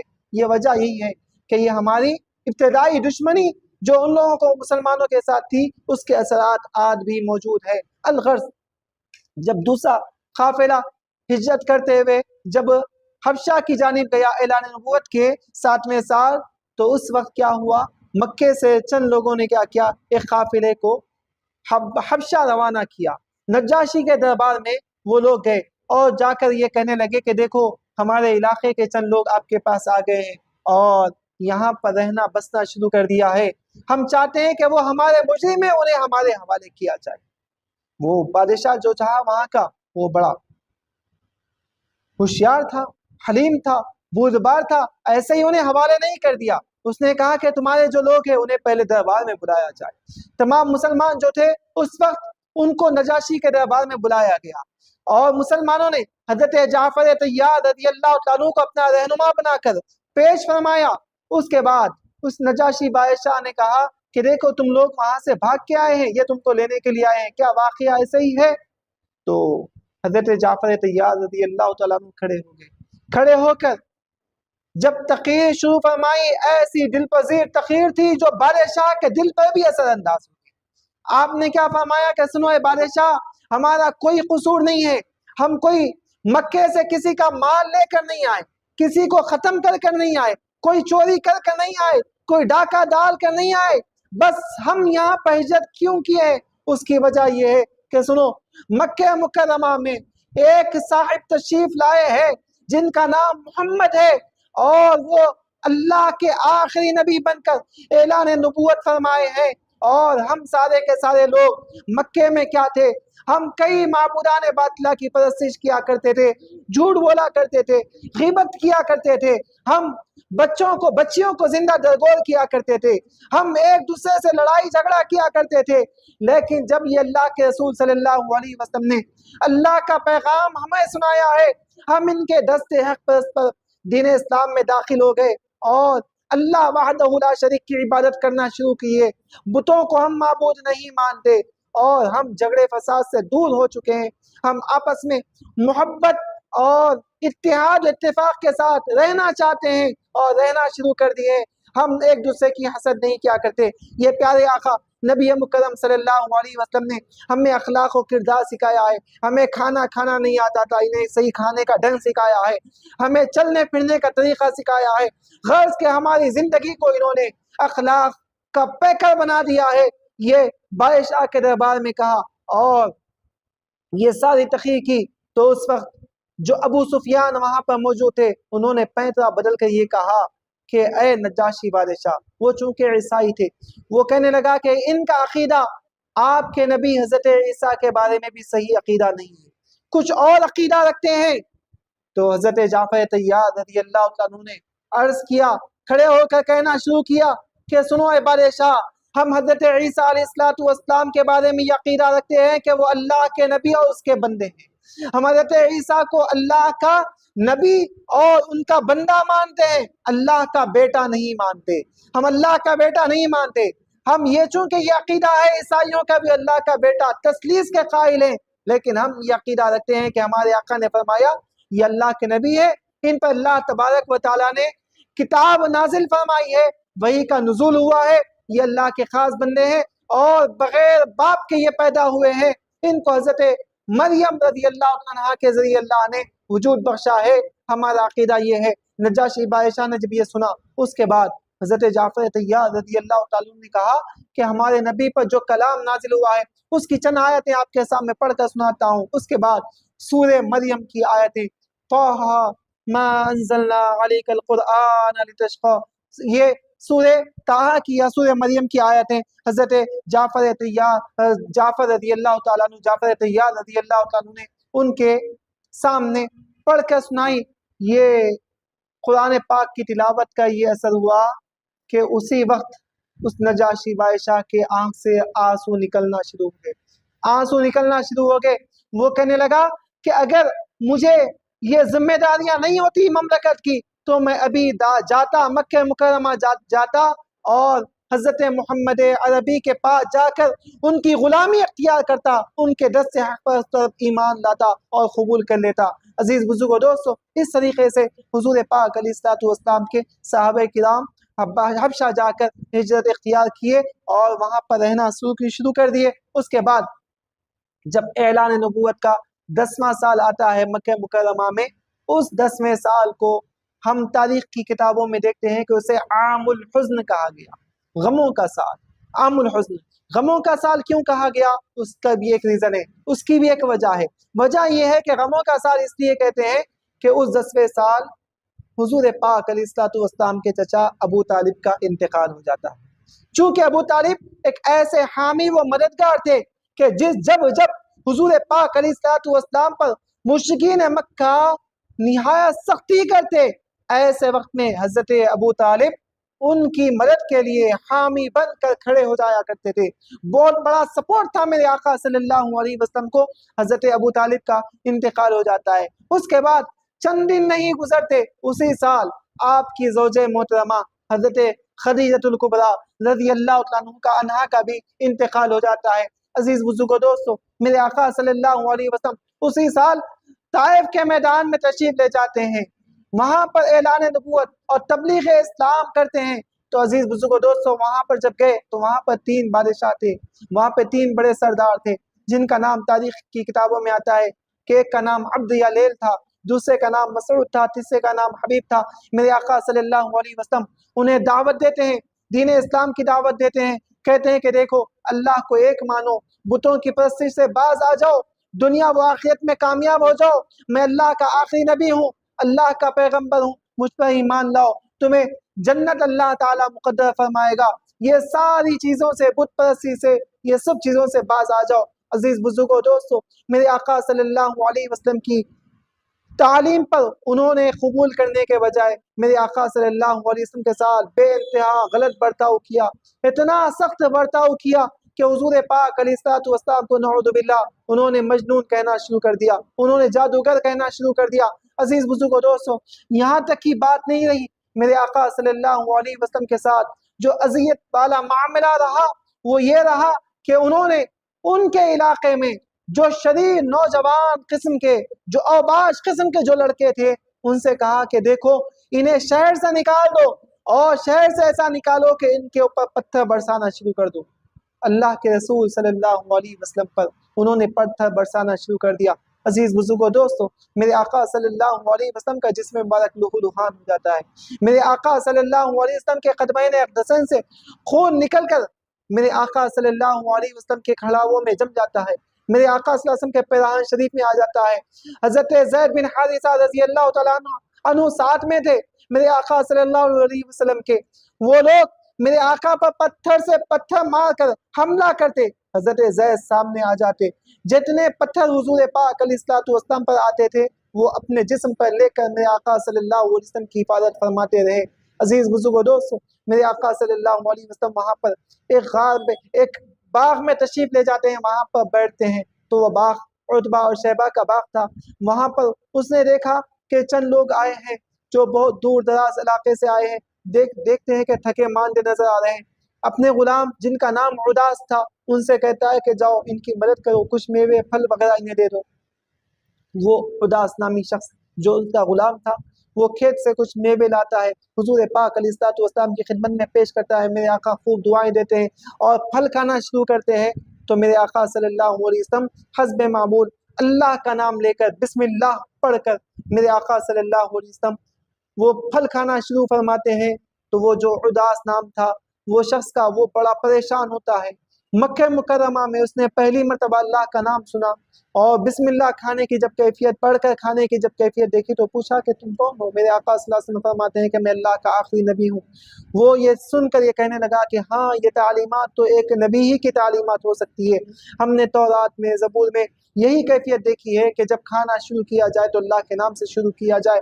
الغرض عزیز بزرگوں دوستو، میرے آقا صلی اللہ علیہ وسلم کا یہ غموں والا سال تھا۔ اللہ تبارک و تعالیٰ نے دیکھا کہ حضور پاک علیہ الصلوۃ والسلام کے ساتھ یہ معاملہ پیش آیا ہے، تو اللہ نے ہمارے آقا صلی اللہ علیہ وسلم کو تسلی دینے کے لیے، ہمارے آقا صلی اللہ علیہ وسلم کے اس رنج و غم کو دل سے نکالنے کے لیے اللہ نے معجزہ معراج عطا فرمائی۔ یہ اعلان نبوت کا 10واں سال تھا۔ اسی سال حضور اکرم صلی اللہ علیہ وسلم کو معراج عطا فرمائی گئی۔ وہ معراج کیا معراج تھی؟ آپ ہمیشہ اس کے بارے میں سماعت فرماتے ہیں، میں اس کے بارے میں تفصیل عرض نہیں کروں گا۔ الغرض واقع معراج ہے، تحفہ نماز ہے، یہ سب کچھ ہمیں ملتا ہے۔ اس کے بعد 11 سے 13 سال اعلان نبوت کے بعد کے جو ہوتے ہیں، 11واں سے 13واں سال جب آتا ہے تو اس میں جو معاملات تھے، میرے آقا صلی اللہ علیہ وسلم حج کے موسم میں اعلان دین اسلام کی تبلیغ کا کام اللہ کے رسول صلی اللہ علیہ وسلم نے بڑی عمدگی کے ساتھ فرمایا۔ حج کے موقع پہ جو لوگ آتے، میرے آقا صلی اللہ علیہ وسلم انہیں دعوت دیتے، دین اسلام میں آنے کی دعوت دیتے۔ آقا کریم صلی اللہ علیہ وسلم موسم حج میں جو مختلف قبائل آتے تھے ان کو دعوت دینا شروع کیا۔ اس میں یہ اثر ہوا کہ عزیز بزرگوں دوستو، مدینہ منورہ سے بھی چند لوگ حج کے موقع پر آئے تھے۔ میرے آقا صلی اللہ علیہ وسلم نے انہیں بھی دین اسلام کی دعوت دی۔ میرے آقا صلی اللہ علیہ وسلم پر وہ لوگوں نے اسلام قبول کر لیا۔ کیوں؟ وجہ کیا تھی کہ مدینہ منورہ سے وہ جو لوگ آئے تھے قبیلے اوس و خزرج سے تعلق رکھنے والے تھے۔ وہاں پر مدینہ منورہ میں یہودیوں کی بستی بھی تھی۔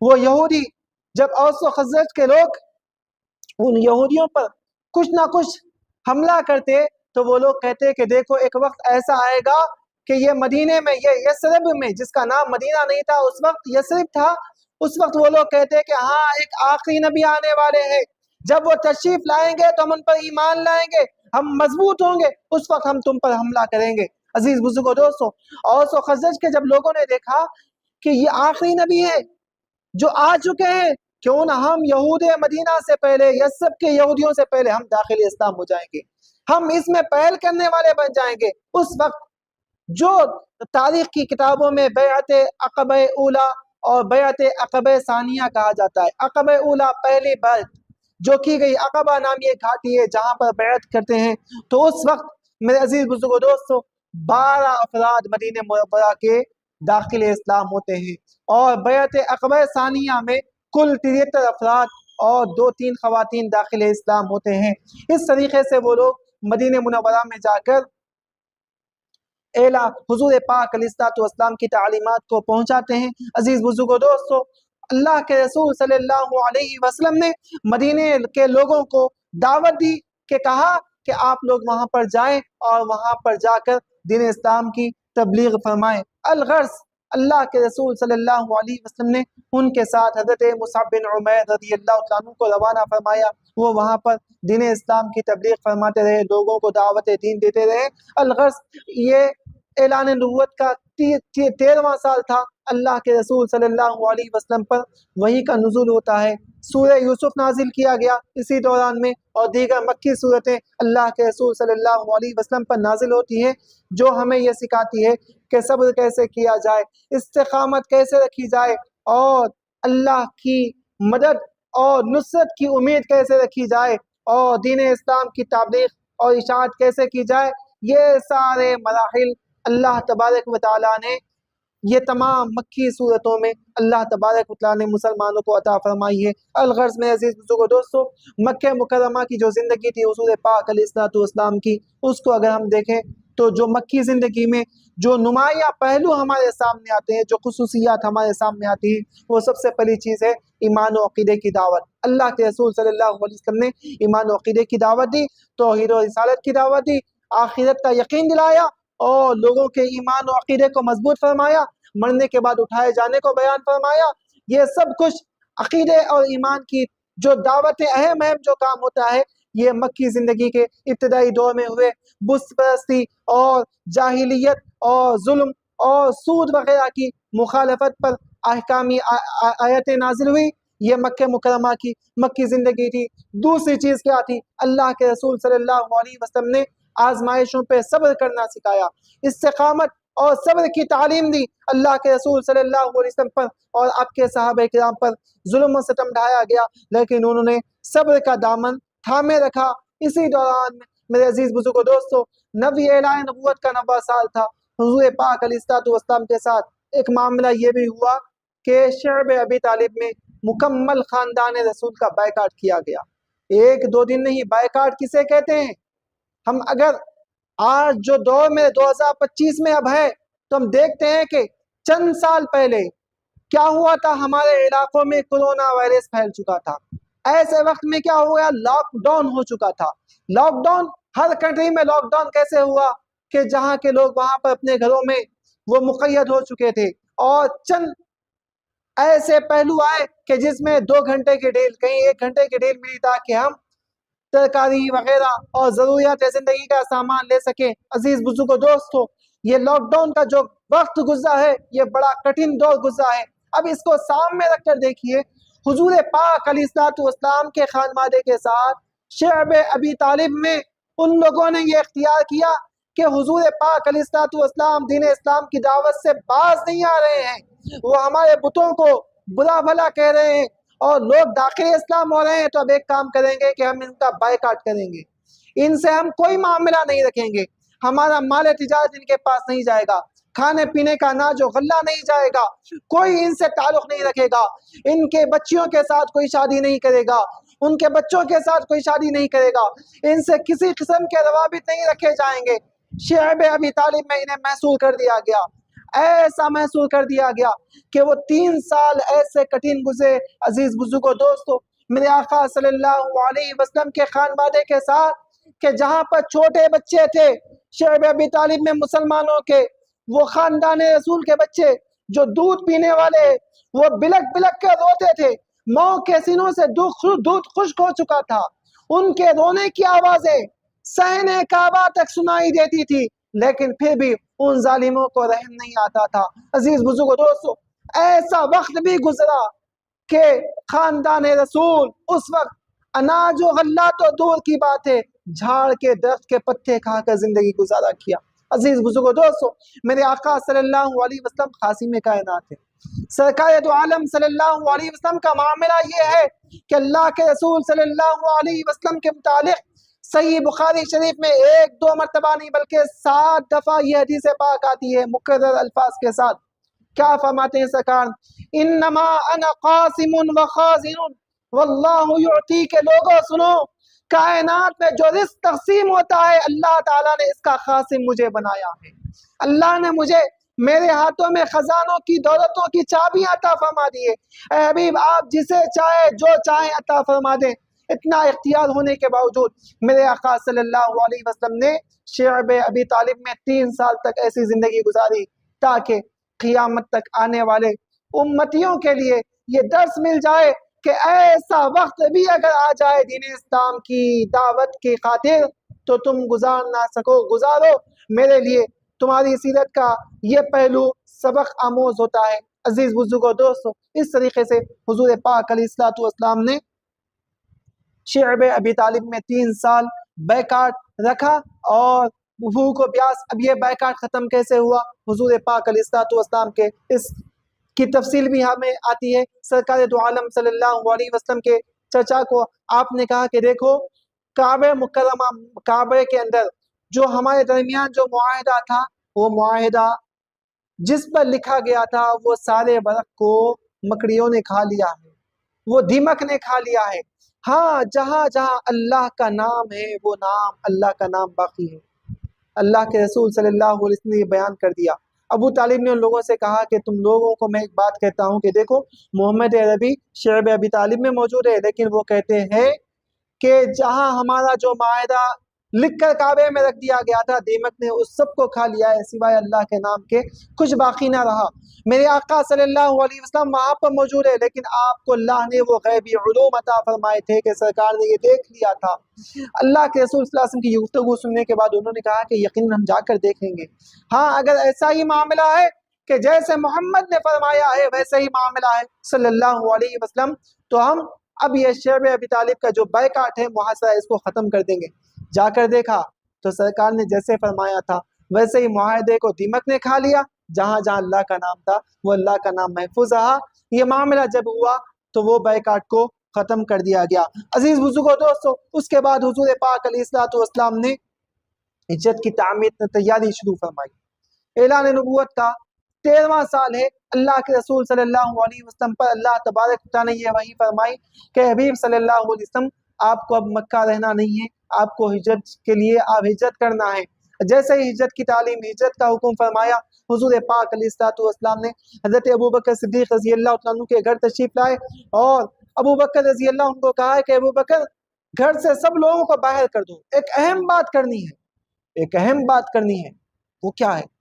حضرت ابوبکر نے کہا یا رسول اللہ، اب فی الوقت حضرت عائشہ جو آپ کی زوج محترمہ ہے ان کے علاوہ اور کوئی یہاں پر موجود نہیں ہے، بس وہ ہے، میں ہوں اور آپ فرمائیے کیا ارشاد فرماتے ہیں؟ حضور پاک علیہ الصلوۃ والسلام نے فرمایا کہ اللہ نے مجھے حکم فرمایا ہے کہ اب میں مکے کو چھوڑ کر مدینہ ہجرت کروں۔ جیسے ہی حکم سنتے ہیں تو حضرت جبرائیل امین عرض کرتے ہیں یا رسول اللہ، میں بھی یہی چاہتا تھا، اسی کام کے لیے میں نے 2 اونٹنیوں کو پہلے سے تیار کر کے رکھ دیا تھا، میں نے 2 اونٹنیوں کو تیار کر کے رکھ دیا تھا۔ اللہ کے رسول صلی اللہ علیہ وسلم بے انتہا خوشی کا اظہار فرماتے ہیں۔ حضرت ابوبکر صدیق رضی اللہ عنہ عرض کرتے ہیں یا رسول اللہ، کیا آپ حکم فرمائیں میں بھی آپ کے ساتھ ہجرت کے لیے آپ کے ساتھ چلوں؟ اللہ کے رسول صلی اللہ علیہ وسلم نے آپ کو اجازت دے دی۔ الغرض میرے آقا صلی اللہ علیہ وسلم نے مکہ مکرمہ سے ہجرت فرمایا، اور جس ساتھ ہجرت فرمائی اس وقت ایک عظیم معاملہ یہ پیش آیا کہ سرکار دو عالم صلی اللہ علیہ وسلم کے پاس بہت ساری مکے کے رہنے والے جو کفار و مشرکین تھے، جو سرکار کے دشمن بنے ہوئے تھے، انہی کی کچھ امانتیں تھیں۔ میرے آقا صلی اللہ علیہ وسلم نے فرمایا، حضرت علی سے کہا اے علی آؤ آج رات تم میرے بستر پر سو جانا، اور کل صبح جو جو امانتیں میرے پاس ان لوگوں نے رکھی ہے ان کی امانتیں ان کے حوالے کر دینا، اور تم مدینہ تشریف لا لینا۔ عزیز بزرگوں دوستو، اللہ کے رسول صلی اللہ علیہ وسلم نے حضرت علی کو اپنے بستر پر سلا دیا۔ واقعہ یوں پیش آیا کہ اس وقت مشرکین مکہ نے دار الندوہ میں ایک مجلس منعقد کی، اس میں یہ طے پایا کہ حضور پاک علیہ الصلوۃ والسلام کو نعوذ باللہ شہید کر دیں گے۔ اسی ارادے سے وہ لوگ مجلس کیے۔ اب یہ معاملہ تھا، لیکن ایک نجدی شیطان وہاں پر آ گیا اور آ کر کہا کہ تم شہید کرنا چاہتے ہو، قتل کرنا چاہتے ہو، تو میں تمہیں مشورہ دیتا ہوں کہ ہر قبیلے کا ایک ایک نوجوان مل کر اللہ کے رسول صلی اللہ علیہ وسلم پر حملہ کرے۔ جب سب مل کر حملہ کریں گے تو قریش مکہ، خاندان بنو ہاشم کسی سے قصاص نہیں لے سکے گا، کسی کو کہ کوئی ایک ہوگا 2 ہوگا تو قصاص لیا جائے گا، لیکن سب مل کر کریں گے تو وہ بدلہ نہیں لے سکیں گے۔ یہ بات ان کے ذہن میں آ گئی اور میرے آقا صلی اللہ علیہ وسلم کے گھر کا ان لوگوں نے محاصرہ فرمایا۔ میرے آقا صلی اللہ علیہ وسلم وہ محاصرہ تھا، لیکن اللہ تبارک و تعالیٰ کی جو آیتیں، یاسین شریف کی جو صورت ہے، میرے آقا نے یاسین شریف کی صورت پڑھی اور ہاتھ میں کنکریاں تھی، میرے آقا صلی اللہ علیہ وسلم نے اس کو ان مشرکین مکہ کی طرف پھینکی۔ وہ کیا پھینکنا تھا کہ سب کے آنکھ میں وہ کنکریاں جا کر گری، اور میرے آقا صلی اللہ علیہ وسلم آسانی کے ساتھ وہاں سے نکل کر چلے گئے اور ان کو اس کا علم بھی نہیں ہوا۔ یہ میرے آقا صلی اللہ علیہ وسلم کی مکی زندگی ہے۔ عزیز بزرگوں دوستو، مدنی زندگی کی طرف اگر ہم دیکھیں تو حضور پاک علیہ الصلوۃ والسلام کی مدنی زندگی کو بھی اگر ہم سال بہ سال تقسیم کرنے لگیں گے تو یہ بھی بہت زیادہ وقت ہو جائے گا۔ میں اجمالی خاکہ چونکہ میرا عنوان ہے، اسی لحاظ سے میں آپ کو اجمالی خاکے کے طور پہ آپ کے سامنے عرض کرتا چلوں، حضور پاک علیہ الصلوۃ والسلام مدینہ منورہ میں جیسے ہی داخل ہوتے ہیں تو سب سے پہلے کلثوم بن حدم کے مکان پہ وہاں پر قیام فرماتے ہیں۔ بعض روایتوں میں آتا ہے کہ 20 دن آپ نے قیام فرمایا، بعض نے کہا 14 دن، بعض نے کہا 24 دن، چاہے کوئی بھی تعداد ہو، اللہ کے رسول صلی اللہ علیہ وسلم وہاں پر قیام فرمائے، اور وہاں پر میرے آقا صلی اللہ علیہ وسلم نے دین اسلام کی سب سے پہلی مسجد قباء کی تعمیر فرمائی۔ یہ ایسی قباء کی تعمیر فرمائی، اس کی فضیلت تو یہ ہے کہ مدینے میں رہنے والا اگر کوئی عمرہ کرنا چاہتا ہے تو میرے آقا صلی اللہ علیہ وسلم فرماتے ہیں کہ جو قباء مسجد آ کر 2 رکعت نماز ادا کرے گا، اللہ تبارک و تعالیٰ اس کو مکمل عمرے کا ثواب عطا فرمائے گا۔ آج سب لوگ وہاں پر مسجد قباء جاتے ہیں، زیارت کرتے ہیں، چاہے وہ عمرے کو جانے والے افراد ہو یا حج کو جانے والے افراد ہو۔ میرے آقا صلی اللہ علیہ وسلم نے یہ پہلی مسجد کی وہاں پر تعمیر فرمائی ہے۔ اس کے بعد اس کی مسجد کی تعمیر کے سلسلے میں جو مال و دولت خرچ کیا گیا ہے، اللہ تعالیٰ اس کی پاکی کا بھی قرآن پاک میں ذکر فرمایا ہے، لَمَسْجِدٌ أُسِّسَ عَلَى التَّقْوَىٰ۔ یہ کون سی مسجد ہے جو تقویٰ کی بنیاد پہ تعمیر کی گئی ہے، تقویٰ و طہارت کی بنیاد پہ تعمیر کی گئی ہے۔ اس کا ذکر اللہ تبارک و تعالیٰ نے قرآن پاک میں سورہ توبہ کی آیت نمبر 108 میں اس کا ذکر فرمایا ہے۔ اس کے بعد میرے آقا صلی اللہ علیہ وسلم راستے میں بنی سالم کا ایک مقام آتا ہے، وہاں پر رکتے ہیں تو جمعہ کا وقت آتا ہے، سرکار دو عالم صلی اللہ علیہ وسلم نے وہاں پر قیام فرمایا اور وہاں پر مسجد کی تعمیر فرمائی، وہ مسجد جمعہ کے نام سے، جمعہ آقا نے ادا فرمایا تھا، مسجد جمعہ کے نام سے آج وہاں پر مسجد بھی موجود ہے مدینہ منورہ میں۔ یہ بھی خاص و عام زیارات کے لیے جو مدینہ منورہ جاتے ہیں، حاضر ہوتے ہیں، وہ لوگ کر سکتے ہیں۔ عزیز بزرگوں دوستو، اس کے بعد میرے آقا صلی اللہ علیہ وسلم مسجد نبوی مدینہ منورہ پہنچتے ہیں تو استقبال ہوتا ہے، طلع البدر علینا من ثنیۃ الوداع، بچے دف بجا کر اور یہ کلمات گنگنا کر میرے آقا صلی اللہ علیہ وسلم کا استقبال کرتی ہیں۔ طلع البدر علینا کے ساتھ ساتھ میرے آقا مسجد نبوی کی تعمیر فرماتے ہیں مدینہ منورہ میں۔ وہ کیا ماحول تھا، کیا واقعہ تھا، اور غار ثور کے واقعات کیا تھے، میں وہ ساری چیزیں آپ کے سامنے عرض نہیں کر رہا ہوں، آپ حضرات اس کو سماعت کر چکے ہیں۔ الغرض میرے آقا صلی اللہ علیہ وسلم مدینہ منورہ میں تشریف لاتے ہیں۔ مسجد نبوی جو یتیم بچوں کی مسجد، یتیم بچوں کی جو زمین تھی، حضور پاک علیہ الصلوۃ والسلام اس کو خرید کر مسجد نبوی کی تعمیر فرماتے ہیں۔ الغرض حضور پاک علیہ الصلوۃ والسلام نے صرف مسجد نبوی کی تعمیر نہیں فرمائی بلکہ مسلمانوں کا اہم مرکز بنایا، ایک مدرسہ، ایک خانقاہ، ایک عبادت گاہ اور مسلمانوں کا ایک سب سے اہم مرکز و محور اور تربیت گاہ مسجد نبوی شریف کو بنا دیا ہے۔ الغرض میرے عزیز بزرگوں دوستو، اللہ کے رسول صلی اللہ علیہ وسلم نے ہجرت کے پہلے سال، جس کو ہم اگر آج کی تاریخ عیسوی تاریخ کے لحاظ سے اگر ہم دیکھیں تو یہ 622 عیسوی تاریخ کی سن تھا، اللہ کے رسول صلی اللہ علیہ وسلم جب ہجرت فرمائے تو پہلے سال سرکار دو عالم صلی اللہ علیہ وسلم نے مدینہ منورہ میں کیا کیا، مہاجرین و انصار کے درمیان میں مواقعات فرمایا، عہد مواقعات، بھائی چارگی فرمائی، عہد مواقعات۔ اس کا ذکر آپ حضرات ہمیشہ سماعت فرماتے ہیں۔ حضرت عبد الرحمن بن عوف رضی اللہ عنہ، حضرت سعد بن ربیع رضی اللہ عنہ کے ایثار و قربانی کی عظیم مثالیں ہمیں اسی پہلے سال ہمیں ملتی ہے، اور سرکار دو عالم صلی اللہ علیہ وسلم نے میثاق مدینہ کو ترتیب دیا، جس میں کیا ہوا تھا، مسلمانوں اور یہودیوں کے درمیان ایک معاہدہ ہوا تھا۔ وہ معاہدے میں یہ طے پایا تھا کہ کمزوروں کی مدد کی جائے گی، ایک دوسرے کو ستایا نہیں جائے گا، جب کبھی مدینہ منورہ پر کوئی حملہ کرنے کے لیے آئے گا تو سب مل کر دفاع کریں گے شہر مدینہ کی اور اہل مدینہ کی دفاع کریں گے۔ اس وقت یہ نہیں دیکھیں گے کہ ہم یہود ہیں، ہم فلاں ہیں، ہم فلاں ہیں۔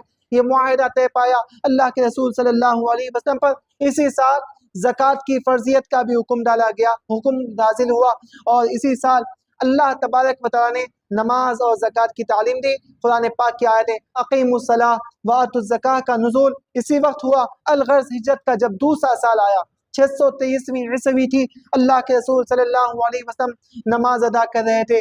اللہ کے رسول صلی اللہ علیہ وسلم کی چاہت تھی کہ قبلہ تبدیل ہو جائے، بیت المقدس کے بجائے جو ہمارے والد حضرت ابراہیم علیہ السلام نے جس گھر کی تعمیر کی ہے کعبۃ اللہ، ہمارا قبلہ بن جائے۔ اللہ کے رسول صلی اللہ علیہ وسلم زبان سے اس کا اظہار نہیں فرمائے، دل میں خواہش تھی۔ اللہ تبارک و تعالیٰ نے قرآن پاک میں ارشاد فرمایا، قد نری تقلب وجهک فی السماء، اے حبیب صلی اللہ علیہ وسلم، ہم بار بار یہ آپ کو دیکھ رہے ہیں کہ آپ چاہتے ہیں کہ آپ کا قبلہ بیت المقدس کے بجائے کعبۃ اللہ بن جائے۔ تو اے حبیب صلی اللہ علیہ وسلم آپ آج سے آپ کا قبلہ کعبۃ اللہ کو ہی بنا دیتے ہیں۔ تحویل قبلہ کا جو واقعہ پیش آیا یہ سن 2 ہجری میں، دوسری سن ہجری میں تحویل قبلہ کا واقعہ پیش آیا، اور اسی سال رمضان مبارک کے روزے فرض ہوئے دوسری ہجری میں۔ دیکھیے مکہ مکرمہ میں ایمان و عقیدے سے متعلق قرآن پاک کی آیتیں نازل ہوئی۔ جتنی صورتیں ہمیں مکی ملتی ہے اس میں عقیدہ اور ایمان کو مضبوط و مستحکم، کیسا؟ آمنت باللہ و ملائکتی و کتبی و رسلی والیوم الاخر والقدر خیرہ و شرہ من اللہ تعالی والبعث بعد الموت، اس میں جتنے چیزوں کو بیان کیا گیا، ایمان لانا اللہ پر، رسولوں پر، ملائکہ پر، کتابوں پر، فرشتوں پر، قیامت کے دن پر، مرنے کے بعد اٹھائے جانے پر، تقدیر پر، یہ سب چیزیں، یہ ایمانیات جو کچھ ملا ہے، یہ قرآن پاک کی جو آیتیں ہمیں نازل ہوئی یہ ساری کی ساری مکہ مکرمہ میں ہوئی، اور جتنے احکام کی آیتیں آئی ہے وہ ساری کی ساری مدینہ منورہ میں آئی ہے۔ الغرض مدینہ منورہ میں صدقہ فطر، عیدین وغیرہ یہ بھی دوسرے سال ہجرت کے دوسرے سال واقعہ پیش آیا، اور یہ بھی حکم دیا گیا۔ الغرض یہی ہجرت کا دوسرا سال تھا، رمضان مبارک کا مہینہ تھا، اسی رمضان کے مہینے میں غزوہ بدر پیش آیا ہے، جو مسلمانوں کی پہلی غزوہ ہے، پہلی لڑائی ہے جو مسلمانوں میں، جس میں اللہ تبارک و تعالیٰ نے یہ حکم فرمایا کہ اب تک مسلمان ڈیفینس کرتے رہے، اب تک حملے کا جواب دیے نہیں، اب اللہ تبارک و تعالیٰ نے یہاں سے علی الاعلان جہاد کرنے کا حکم فرمایا تھا، اور غزوہ بدر جو ہوئی ہے وہ بھی دوسرے سال، ہجرت کے دوسرے سال ہوئی ہے۔ اللہ تبارک و تعالیٰ نے قرآن پاک میں ارشاد فرمایا وَلَقَدْ نَصَرَكُمُ اللَّهُ بِبَدْرٍ وَأَنْتُمْ أَذِلَّةٌ، یہ قرآن پاک کی جو آیتیں ہیں غزوہ بدر کی طرف ہمیں رہنمائی کرتی ہے۔ عزیز بزرگوں دوستوں، مسلمانوں کی تعداد 313 تھی، اور کفار و مشرکین 1000 سے زیادہ تھے۔ مسلمانوں کے پاس نہ اسلحہ تھا، نہ ساز و سامان تھے، نہ تیر و تلوار تھے، نہ جنگی سامان تھے، نہ گھوڑے تھے، نہ مسلمانوں کے پاس زیادہ اونٹنیاں وغیرہ تھی، لیکن اس کے باوجود قلت ایک طرف ہے، ایک طرف کثرت ہے، لیکن مسلمانوں کا توکل تھا اللہ کی ذات پر، اللہ کے رسول صلی اللہ علیہ وسلم کے فرامین پر مسلمانوں کا یہ توکل تھا۔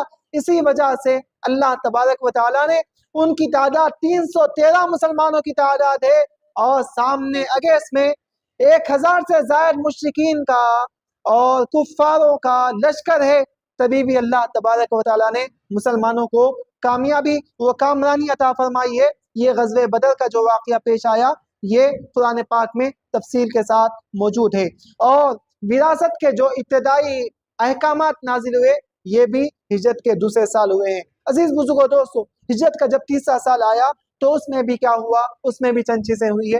غزوات، ایک دیکھیے بہت اہم ضروری چیز یہ ہے، بنیادی اصطلاح آپ یاد رکھ لیں کہ غزوہ اور سریہ، سرایات اور غزوہ، یہ 2 لفظ ہمیں دین اسلام میں اور سیرت مبارکہ میں ہمیں ملتے ہیں۔ غزوہ کہتے ہیں کس کو ہے؟ غزوہ اور سریہ اسے کہتے ہیں کہ جو دین اسلام کی خاطر لڑی جانے والی جو جگہ ہے اس کو غزوہ اور سرایہ کہا گیا۔ اور غزوے میں اور سریے میں دونوں کی اصطلاح میں فرق کیوں ہے؟ وجہ یہ ہے کہ سرکار دو عالم صلی اللہ علیہ وسلم کئی جنگیں ایسی تھی جس میں بنفس نفیس شرکت فرمائی، اور کئی جنگیں ایسی تھی جس میں سرکار نے صحابہ کو روانہ فرمایا تھا۔ جس جنگ میں سرکار بنفس نفیس شرکت فرمائے اسے غزوہ کہتے ہیں، اور جس جنگ میں سرکار نے صحابہ کو روانہ فرمایا اسے سریہ کہتے ہیں۔ اب کتنے تھے غزوات؟ مورخین مفسرین فرماتے ہیں کہ 27، کل 27 غزوات تھے جس میں سرکار نے خود بنفس نفیس شرکت فرمایا، بعض نے کہا 28 سے۔ اور سرایہ کتنے تھے اس کے بارے میں کہا گیا کہ کل سرایہ 47 سے، بعض نے کہا 48 سے۔ عزیز بزرگوں دوستو، اللہ کے رسول صلی اللہ علیہ وسلم نے جن غزوات میں شرکت فرمائی، اور کئی ایسے غزوات تھے جس میں مسلمانوں کو بغیر لڑے کے کامیابی مل گئی تھی، اور بعض ایسے غزوات تھے جس میں لڑنا پڑا۔ وہ کتنے تھے؟ جس میں سے 9 یا 7 ایسے غزوات تھے جس میں لڑائی جھگڑا ہوا، قتال ہوا، اس میں اللہ کے رسول صلی اللہ علیہ وسلم کو کامیابی ملی۔ اور بعض ایسے اس کے علاوہ جتنے غزوات تھے جس میں لڑنے کی نوبت ہی نہیں آئی، اللہ تعالیٰ نے مسلمانوں کو فتح و نصرت اور کامران و کامیابی نصیب فرمائی ہے۔ عزیز بزرگوں دوستو، شراب کی جو حرمت ابتدائی طور پہ آئی ہے، پہلے کیا تھا؟ شراب کو ایک بارگی ختم نہیں کر دیا گیا، کہا گیا لا تقربوا الصلاۃ وانتم سکارا، تم نماز کی حالت میں شراب کے قریب مت آؤ۔ شراب پینا ممنوع تھا نماز کی حالت میں، اس کے بعد مکمل حرمت کا نزول ہو گیا۔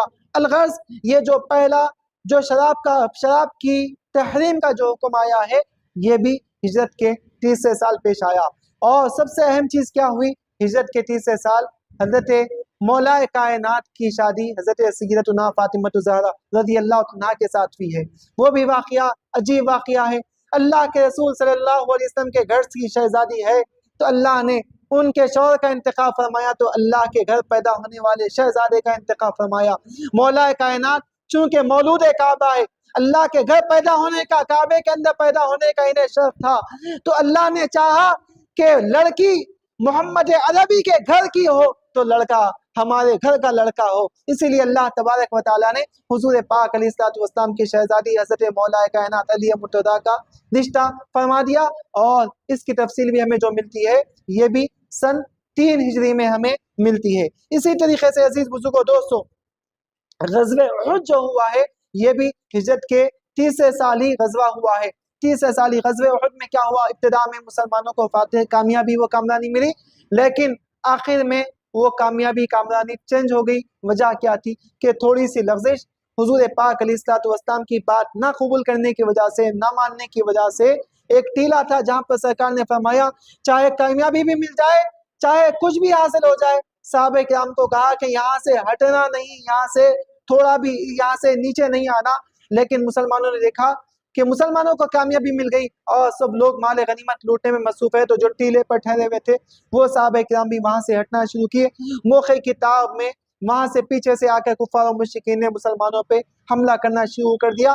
اس غزوے میں، غزوہ احد میں تقریباً 70 مسلمان شہید ہوتے ہیں، اور ان میں شہادت عظمیٰ جسے حاصل ہوتی ہے وہ حضرت سیدنا امیر حمزہ رضی اللہ تعالیٰ کی جو شہادت ہوئی ہے وہ شہادت بھی یہی ہجرت کے تیسرے سال ہوتی ہے۔ عزیز بزرگوں دوستو، اس کے علاوہ پردے کے ابتدائی احکام بھی یہی تیسرے سال آتے ہیں۔ اب جب ہجرت کا چوتھا سال آتا ہے، یہ 625ویں عیسوی ہے، اس میں ایک سانحہ پیش آتا ہے، بئر معونہ اور رجیع جسے کہا جاتا ہے۔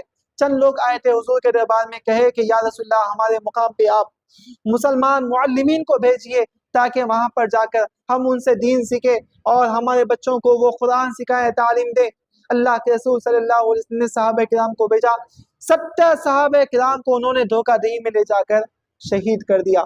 عزیز بزرگوں دوستو، ایسے وقت میں میرے آقا صلی اللہ علیہ وسلم نماز میں قنوت نازلہ پڑھا کرتے تھے۔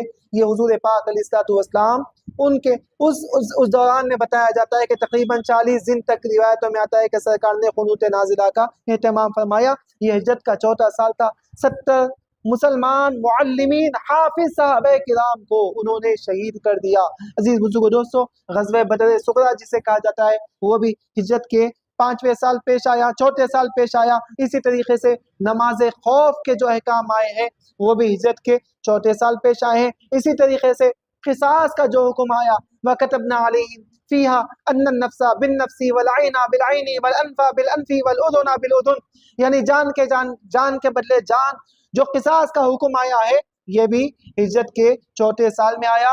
اور حدود وغیرہ جو قوانین، یعنی شراب پینے والے کے لیے کیا حد جاری کی جائے گی اور زنا کرنے والے کے لیے کیا حد جاری کی جائے گی، یہ حدود و قوانین جو ہوئے یہ بھی دین اسلام میں ہجرت کے چوتھے سال پیش آئے۔ یہ احکامات بھی اسی چوتھے سال اللہ کے رسول صلی اللہ علیہ وسلم پر نازل کیے گئے۔ الغرض جب ہجرت کا 5واں سال تھا، عزیز بزرگوں دوستو، غزوہ احزاب جسے خندق بھی کہتے ہیں، غزوہ احزاب، غزوہ خندق بھی جسے کہا جاتا ہے، کفار و مشرکین نے کیا کیا؟ اب یہودی، عیسائی، مشرکین، کافرین سب مل کر یہ سوچے کہ چلو ایک بہت بڑا عظیم لشکر ہم بنائیں گے۔ بتایا جاتا ہے کہ 10,000 پر مشتمل وہ لشکر تھا، اور اس وقت سب مل کر یہ سوچے کہ چلو ایک بار کی مدینے پہ جا کر سارے مسلمانوں کو ختم کر دیں گے۔ اس لحاظ سے انہوں نے یہ پلان بنا کر مدینہ منورہ آ رہے تھے۔ اللہ کے رسول صلی اللہ علیہ وسلم نے مشورہ کیا اپنے صحابہ کرام سے۔ حضرت سلمان فارسی رضی اللہ تعالیٰ نے کہا یا رسول اللہ ہم کیا کریں گے؟ میرا ایک مشورہ یہ ہے کہ ہم خندقیں کھود دیں گے، مدینے کے اطراف سے خندق کھودیں گے، اتنی بڑی خندقیں کھودیں گے کہ وہ لوگ ادھر کے لوگ ادھر نہیں آ سکیں گے۔ اللہ کے رسول صلی اللہ علیہ وسلم نے صحابہ کے مشورے کو، حضرت سلمان فارسی کے مشورے کو قبول فرمایا، اور ایک بڑی خندق کھود دی گئی۔ کفار و مشرکین نے بتایا جاتا ہے کہ 1 مہینہ، بعض میں آتا ہے کہ 40 دن تک وہ لوگ وہیں پر مکہ مدینہ منورہ کے اطراف میں وہ لوگ مسلمانوں کو محصور کر چکے تھے، لیکن خندق سامنے رہنے کی وجہ سے وہ لوگ مسلمانوں پہ حملہ نہیں کر سکے، اور فتح و نصرت کے بجائے شکست کے ساتھ ذلت و خوار بن کر وہ وہاں سے لوٹ گئے۔ مسلمانوں کو اللہ تبارک و تعالیٰ نے غزوہ خندق میں اس طریقے سے کامیابی و کامرانی سے دوشنار کیا۔ میرے عزیز بزرگ و دوستو، اس کے بعد خواتین کے لیے پردے کے قطعی احکامات جو نازل ہوئے، یدنین علیہن من جلابیبہن، یہ سورہ احزاب کی جو آیتیں نازل ہوئی پردے سے متعلق، یہ آیات بینات بھی ہجرت کے 5ویں سال ان کا وحی الہی کے ذریعے ان کا یہ احکام آئے گئے۔ عزیز بزرگو دوستو، اس کے بعد ہجرت کا جب 6واں سال آیا تو غزوہ بنی المصطلق، یہ جو غزوہ آیا یہ بھی ہجرت کا 6واں سال تھا، اور ہجرت کے 6ویں سال ایک اور واقعہ بھی پیش آیا جسے افق کے نام سے ہم یاد کرتے ہیں۔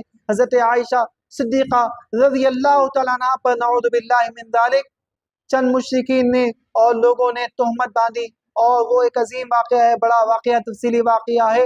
اللہ تبارک و تعالیٰ نے اس کی براعت میں قرآن پاک میں مکمل رکوع اور آیات بینات کا نزول فرمایا۔ یہ آیات براعت بھی جو نازل ہوئی ہے یہ بھی ہجرت کے 6ویں سال نازل ہوئی۔ ان الذین جاؤوا بالافک عصبۃ منہم، یہ سورہ نور کی جو آیات مبارکہ ہے یہ بھی اسی وقت پیش آئی۔ عزیز بزرگو دوستو، اگر ہم سیرت مبارکہ کا خاکہ دیکھتے ہیں جو 6ویں سال ہجرت کے کیا ہوتا ہے، صلح حدیبیہ۔ صلح حدیبیہ یہ جو معاہدہ تھا مشرکین مکہ کے ساتھ، دیکھنے میں بظاہر مشکل معاہدہ تھا، جس میں مسلمانوں کے ساتھ تھوڑا سا بے انتہا سلوک صحیح نہیں کیا گیا۔ اس کے اندر ایسا محسوس ہوتا کہ دیکھیے وہ معاہدہ کیا تھا جس میں یہ طے پایا تھا کہ مشرکین کے پاس سے اگر کوئی مدینہ آ جائے تو وہ واپس کر دیں گا، لیکن مدینے سے کوئی شخص اگر مشرکین کے پاس مکے میں پہنچ جائے تو وہ لوگ واپس نہیں کریں گے۔ ایک طرفہ معاہدہ تھا، لیکن اللہ کے رسول صلی اللہ علیہ وسلم نے ان سے فرمایا اور اس کو ایکسپٹ کیا۔ وہ صلح حدیبیہ کا واقعہ جو پیش آیا یہ بھی ہجرت کا 6واں سال تھا، اور یہی اللہ کے رسول صلی اللہ علیہ وسلم نے بیعت رضوان جو فرمائی ہے۔ اللہ کے رسول صلی اللہ علیہ وسلم نے صحابہ کرام کے ساتھ جو ان کے دست حق پرست پر بیعت کی ہے، جس کا اللہ تبارک و تعالیٰ نے قرآن پاک میں ذکر فرمایا، ان الذین یبایعونک انما یبایعون اللہ ید اللہ فوق ایدیہم۔ صحابہ کرام بیعت رضوان فرما رہے ہیں، میرے آقا کے دست حق پرست پر صحابہ کرام بیعت کر رہے ہیں، لیکن اللہ فرماتا ہے اے نبی آپ کے صحابہ آپ کے ہاتھ پر بیعت نہیں کر رہے بلکہ وہ اللہ کے ہاتھ پر بیعت کر رہے ہیں، ان کے ہاتھوں پر اللہ کا ہاتھ ہے، ید اللہ فوق ایدیہم۔ عزیز بزرگو دوستو، بیعت رضوان کا جو واقعہ، چونکہ مجھے خاکہ پیش کرنے کے لیے کہا گیا ہے، آپ حضرات تفصیلی واقعات ہمیشہ سماعت فرمائے ہوں گے۔ بیعت رضوان کا جو واقعہ پیش آیا یہ بھی واقعہ ہجرت کا 6واں سال تھا۔ جب 7واں سال ہجرت کا آیا تو عزیز بزرگو دوستو، اس وقت جو واقعہ پیش آیا خیبر کا معاملہ، فتح خیبر کا، یہ جو یہودیوں کا قلعہ تھا، ایسا مضبوط قلعہ تھا جس کا دروازہ کوئی توڑ نہیں سک رہا تھا۔ میرے آقا صلی اللہ علیہ وسلم نے یہ ارشاد فرمایا، کل میں یہ جھنڈا اس شخص کے ہاتھ میں دوں گا جو خیبر قلعے کو فتح کرنے والا ہے۔ عزیز بزرگو دوستو، میرے آقا صلی اللہ علیہ وسلم نے فرمایا کہ علی موجود نہیں ہے، علی کہاں ہے، دکھائی نہیں دے رہے۔ لوگوں نے کہا کہ حضرت علی کے آنکھ میں درد ہے، وہ آشوب چشم لگ گیا ہے۔ اللہ کے رسول صلی اللہ علیہ وسلم نے فرمایا کہ انہیں بلاؤ، حکم دیا گیا بلانے کا۔ میرے آقا صلی اللہ علیہ وسلم نے اپنا لعاب مبارک حضرت علی رضی اللہ تعالیٰ عنہ کے آنکھ میں جیسے ہی لگایا تو وہ آنکھ میں پہلے سے زیادہ روشنی آنا شروع ہو گئی، جو کچھ آشوب چشم تھا وہ دور ہو گیا۔ اللہ کے رسول نے ان کے ہاتھ میں جھنڈا دیا، اللہ کے رسول نے حکم فرمایا علی جاؤ تم خیبر کا قلعے کا دروازہ توڑو۔ مولا کائنات، جو دروازہ بتایا جاتا ہے کہ 40 آدمی مل کر بھی وہ دروازے کو توڑ نہیں سکے یا اٹھا نہیں سکتے، اللہ کے رسول صلی اللہ علیہ وسلم کے یہ داماد حسن و حسین رضی اللہ تعالیٰ عنہما کے والد محترم شیر خدا جاتے ہیں اور تنے تنہا قلعے کا دروازہ توڑ دیتے ہیں، اور مسلمان عظیم الشان حالت میں فتح کی شان کے ساتھ قلعے کے اندر داخل ہوتے ہیں۔ اللہ تعالیٰ یہ خیبر کی فتح جو حضرت مولا کائنات کے ہاتھوں سے فرمائی ہے، یہ بھی ہجرت کا 7واں سال تھا۔ اسی سال میرے آقا صلی اللہ علیہ وسلم نے ام المؤمنین حضرت صفیہ رضی اللہ عنہا کے ساتھ عقد نکاح فرمایا ہے۔ اور چونکہ اللہ کے رسول صلی اللہ علیہ وسلم کے صحابہ جو صلح حدیبیہ ہوئی تھی وہ کیوں ہوئی تھی؟ جب صحابہ کرام عمرہ کرنے کے ارادے سے تشریف لے گئے تھے، لیکن عمرہ کرنے سے روک دیا گیا تھا۔ مسلمان اونٹ ساتھ میں لے کر گئے تھے قربانی کے لیے، احرام باندھ کر گئے تھے، بڑے اعزاز اکرام کے ساتھ شان کے ساتھ عمرے کے لیے تشریف لے گئے تھے، لیکن عمرہ کرنے نہیں دیا گیا، روک دیا گیا۔ میرے آقا صلی اللہ علیہ وسلم سے کہا گیا کہ اب اس سال تمہیں عمرہ کرنے نہیں دیا جائے گا، آئندہ سال آنا عمرہ کرنے کے لیے۔ عزیز بزرگوں دوستو، اس وقت ایک اہم مرحلہ تھا کہ سرکار کے صحابہ جوش و خروش کے ساتھ گئے تھے، لیکن کوئی احرام کھولنے کے لیے تیار ہی نہیں تھا۔ سرکار دو عالم صلی اللہ علیہ وسلم فرما رہے ہیں، لیکن صحابہ کی کیفیت یہ ہے کہ وہ احرام کھولنے کے لیے راضی نہیں ہے۔ ایسے وقت میں میرے آقا حضرت ام سلمہ رضی اللہ عنہا سے مشورہ کرتے ہیں۔ ام المومنین دیکھیے، حضور پاک علیہ السلام کی سیرت مبارکہ میں یہ بھی ملتا ہے کہ سرکار اپنی ازواج مطہرات کے ساتھ بھی مشورہ کیا کرتے تھے، اہم امور میں مشورہ کیا کرتے تھے۔ حضرت ام سلمہ رضی اللہ عنہا نے عرض کیا، یا رسول اللہ، یہ آپ کے غلام ہیں، آپ کی پیروی کرنے والے، آپ کے صحابہ آپ کی اتباع کرنے والے، آپ جو کریں گے صحابہ بھی وہی کریں گے۔ میں لہذا عرض کرتی ہوں کہ آپ سب سے پہلے احرام کو کھول دیں، اس کے بعد دیکھیں کہ آپ کے جانے سے صحابہ خود بخود احرام کو کھول دیں گے۔ مشورہ قبول کیا، سرکار نے احرام کو کھول دیا اور قربانی دے دی اونٹ کی۔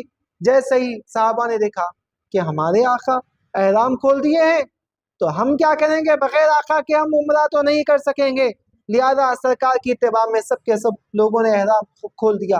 اب ہجرت کا جب 7واں سال آیا تو عمرۃ القضاء، یعنی جو پہلا جو عمرہ تھا اب قضا ادا کرنا ضروری تھی، اس کے لیے عمرۃ القضاء کے لیے سرکار دو عالم صلی اللہ علیہ وسلم کے صحابہ پہلی مرتبہ عمرہ ادا کرنے کے لیے جب تشریف لے گئے، وہ بھی ہجرت کا 7واں سال تھا۔ عزیز بزرگوں دوستو، اس طریقے سے ہجرت کا جب 8واں سال آیا، وہ 8واں سال کیا تھا؟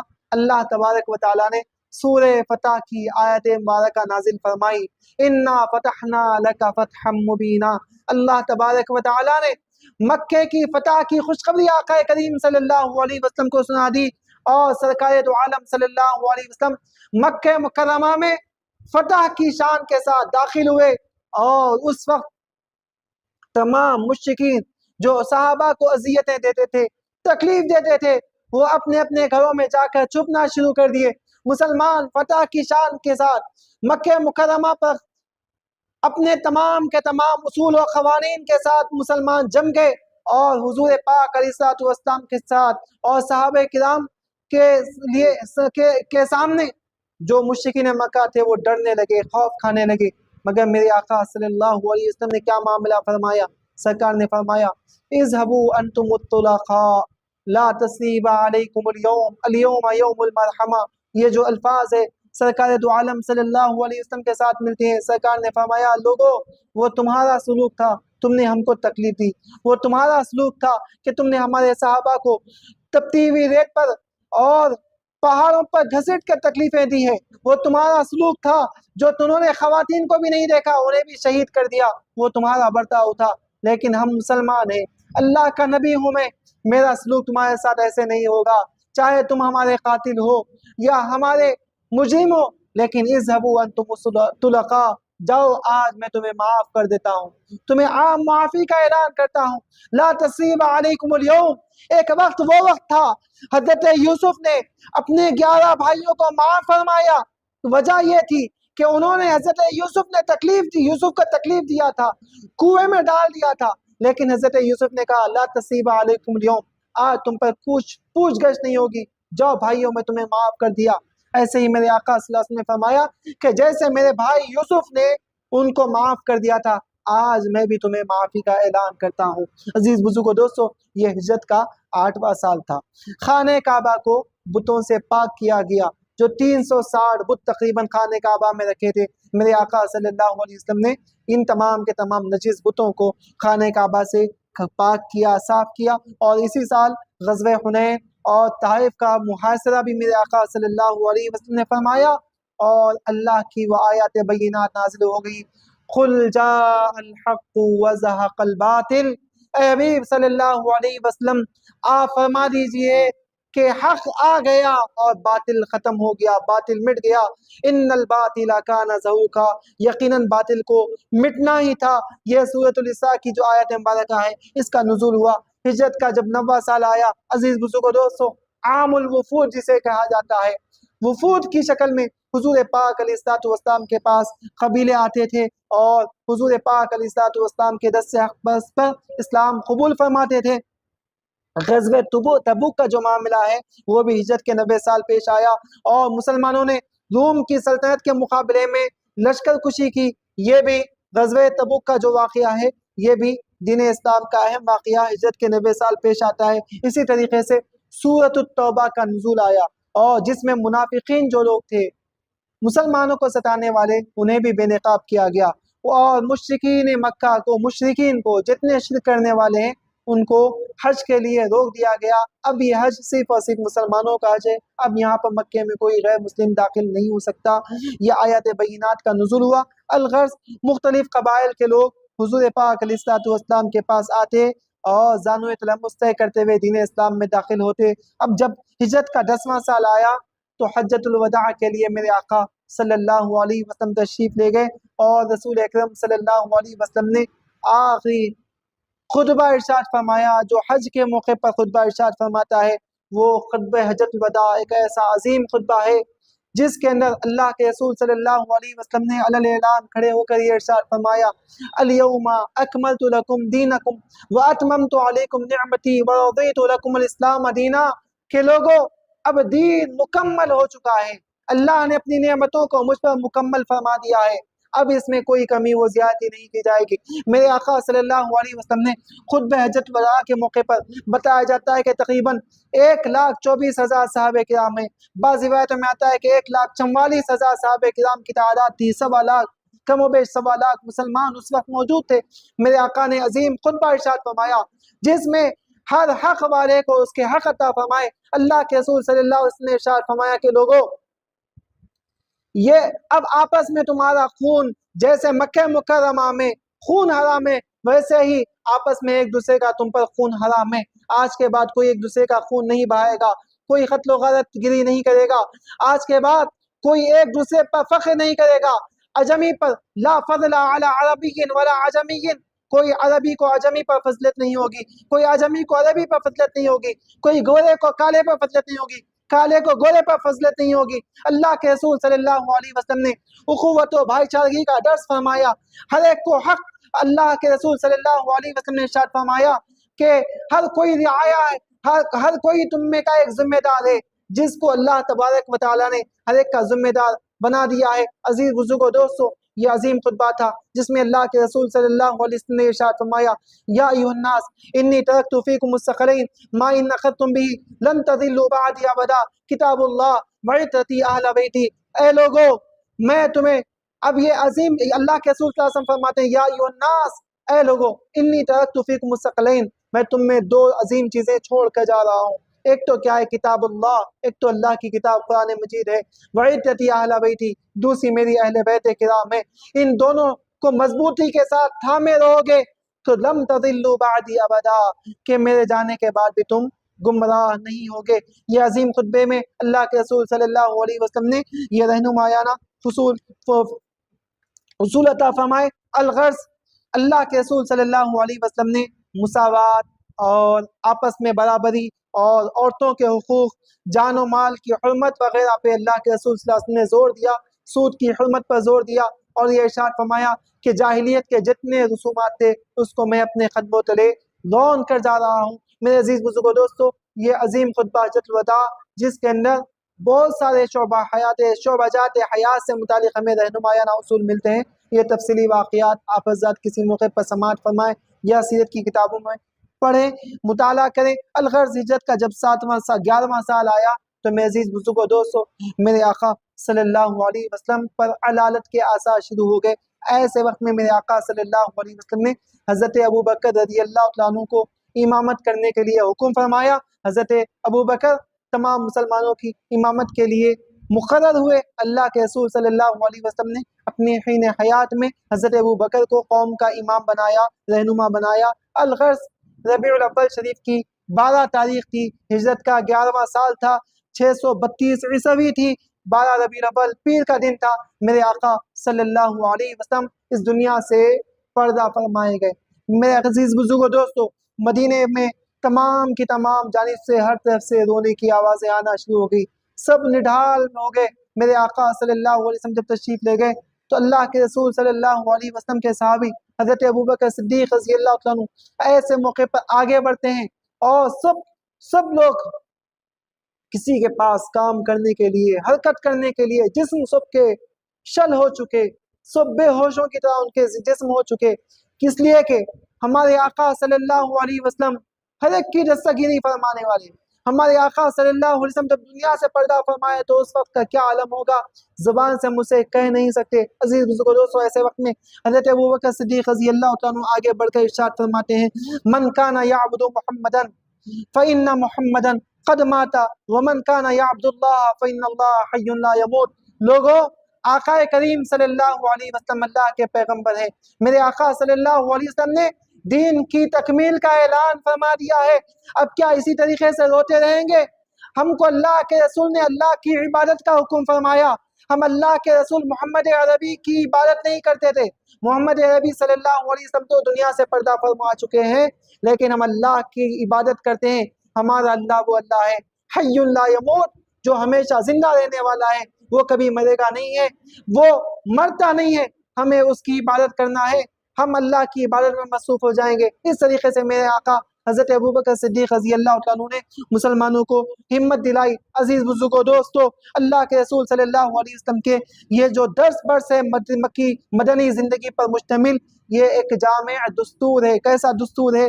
یہ دین کے احکام اس میں مکمل ہوئے، اس میں اسلامی حکومت قائم ہوئی، عدل و انصاف، عدل و مساوات کی بنیاد ڈالی گئی، دشمنوں کے مقابلے میں صبر و شجاعت دکھائی گئی، اور اللہ تبارک و تعالیٰ نے تمام مسلمانوں کو کامیابی و کامرانی سے ہمکنار کیا۔ ہم پر لازم ہے کہ حضور پاک علیہ السلام سے محبت رکھیں اور حضور پاک علیہ السلام کی سیرت مبارکہ پر عمل کرنے کی کوشش کریں، اس لیے کہ اللہ نے ارشاد فرما دیا، قُلْ إِن كُنتُمْ تُحِبُّونَ اللَّهَ فَاتَّبِعُونِي يُحْبِبْكُمُ اللَّهُ۔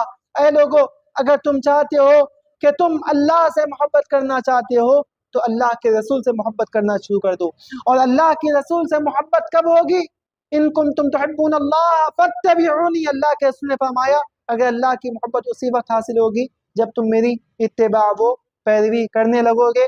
اللہ تبارک و تعالیٰ سے دعا ہے کہ مولا، جو کچھ ہم نے حضور پاک علیہ السلام کی مبارک سیرت کو بیان کیا ہے مولا، تو اس سننے اور سنانے کو قبول فرما لے مولا، اس کی برکت سے مولا ہماری زندگیوں میں برکتوں کا نزول فرما دے مولا، ماہ میلاد کی برکتیں ہمیں حاصل کرنے کی توفیق عطا فرما مولا، ہماری پریشانیوں کو دور فرما دے مولا، ہمیں تمام کے تمام مسلمانوں کی حفاظت فرما دے مولا، جہاں جہاں مسلمانوں پر ظلم ہو رہا ہے مولا ان کے ظلم کو دور فرما دے مولا، مسلمانوں کی مدد فرما دے مولا۔ پیارے آقا نبی اکرم صلی اللہ علیہ وسلم کی محبت اور آپ کا ادب ہمیں نصیب فرما دے مولا، دنیا میں جب تک رہے مولا دین پر استقامت کے علمبردار بن کر رہے مولا، استقامت کے پیکر بن کر رہے مولا، جب دنیا سے رخصتی کا وقت آ جائے مولا زبان پر کلمہ طیبہ لا الہ الا اللہ محمد رسول اللہ جاری و ساری فرما دے مولا، ایمان کی حالت میں ایمان کی موت عطا فرما دے مولا، خاتمہ بالخیر فرما دے مولا، قبر میں پیارے آقا صلی اللہ علیہ وسلم کا دیدار نصیب فرما دے مولا، حشر میں پیارے آقا کی شفاعت ہمیں نصیب فرما دے مولا، ہماری دعاؤں کو پیارے حبیب صلی اللہ علیہ وسلم کے صدقے میں قبول فرما دے مولا، پیارے آقا کی سیرت مبارکہ سنانے میں مولا جو غلطیاں ہو چکی ہے مولا، لغزشیں ہو چکی ہے مولا، اپنے فضل و کرم سے اس کو معاف فرما دے مولا، جیسے سیرت سنانا تھا مولا، پیارے آقا کی سیرت جیسے بیان کرنا تھا مولا، اس کا حق ہم کہاں سے ادا کر سکتے ہیں مولا؟ ہم نے اپنی ٹوٹی پھوٹی زبان سے مولا جو کچھ عرض کیا ہے مولا، ہماری زبانوں کو پاکیزہ بنا دے مولا، اس کے صدقے میں مولا ہمیں پاکیزہ زندگی نصیب فرما دے، ہماری دعاؤں کو حضور پاک علیہ السلام کے صدقے میں قبول فرما دے، آمین بجاہ سید المرسلین، وآخر دعوانا ان الحمد للہ رب العالمین۔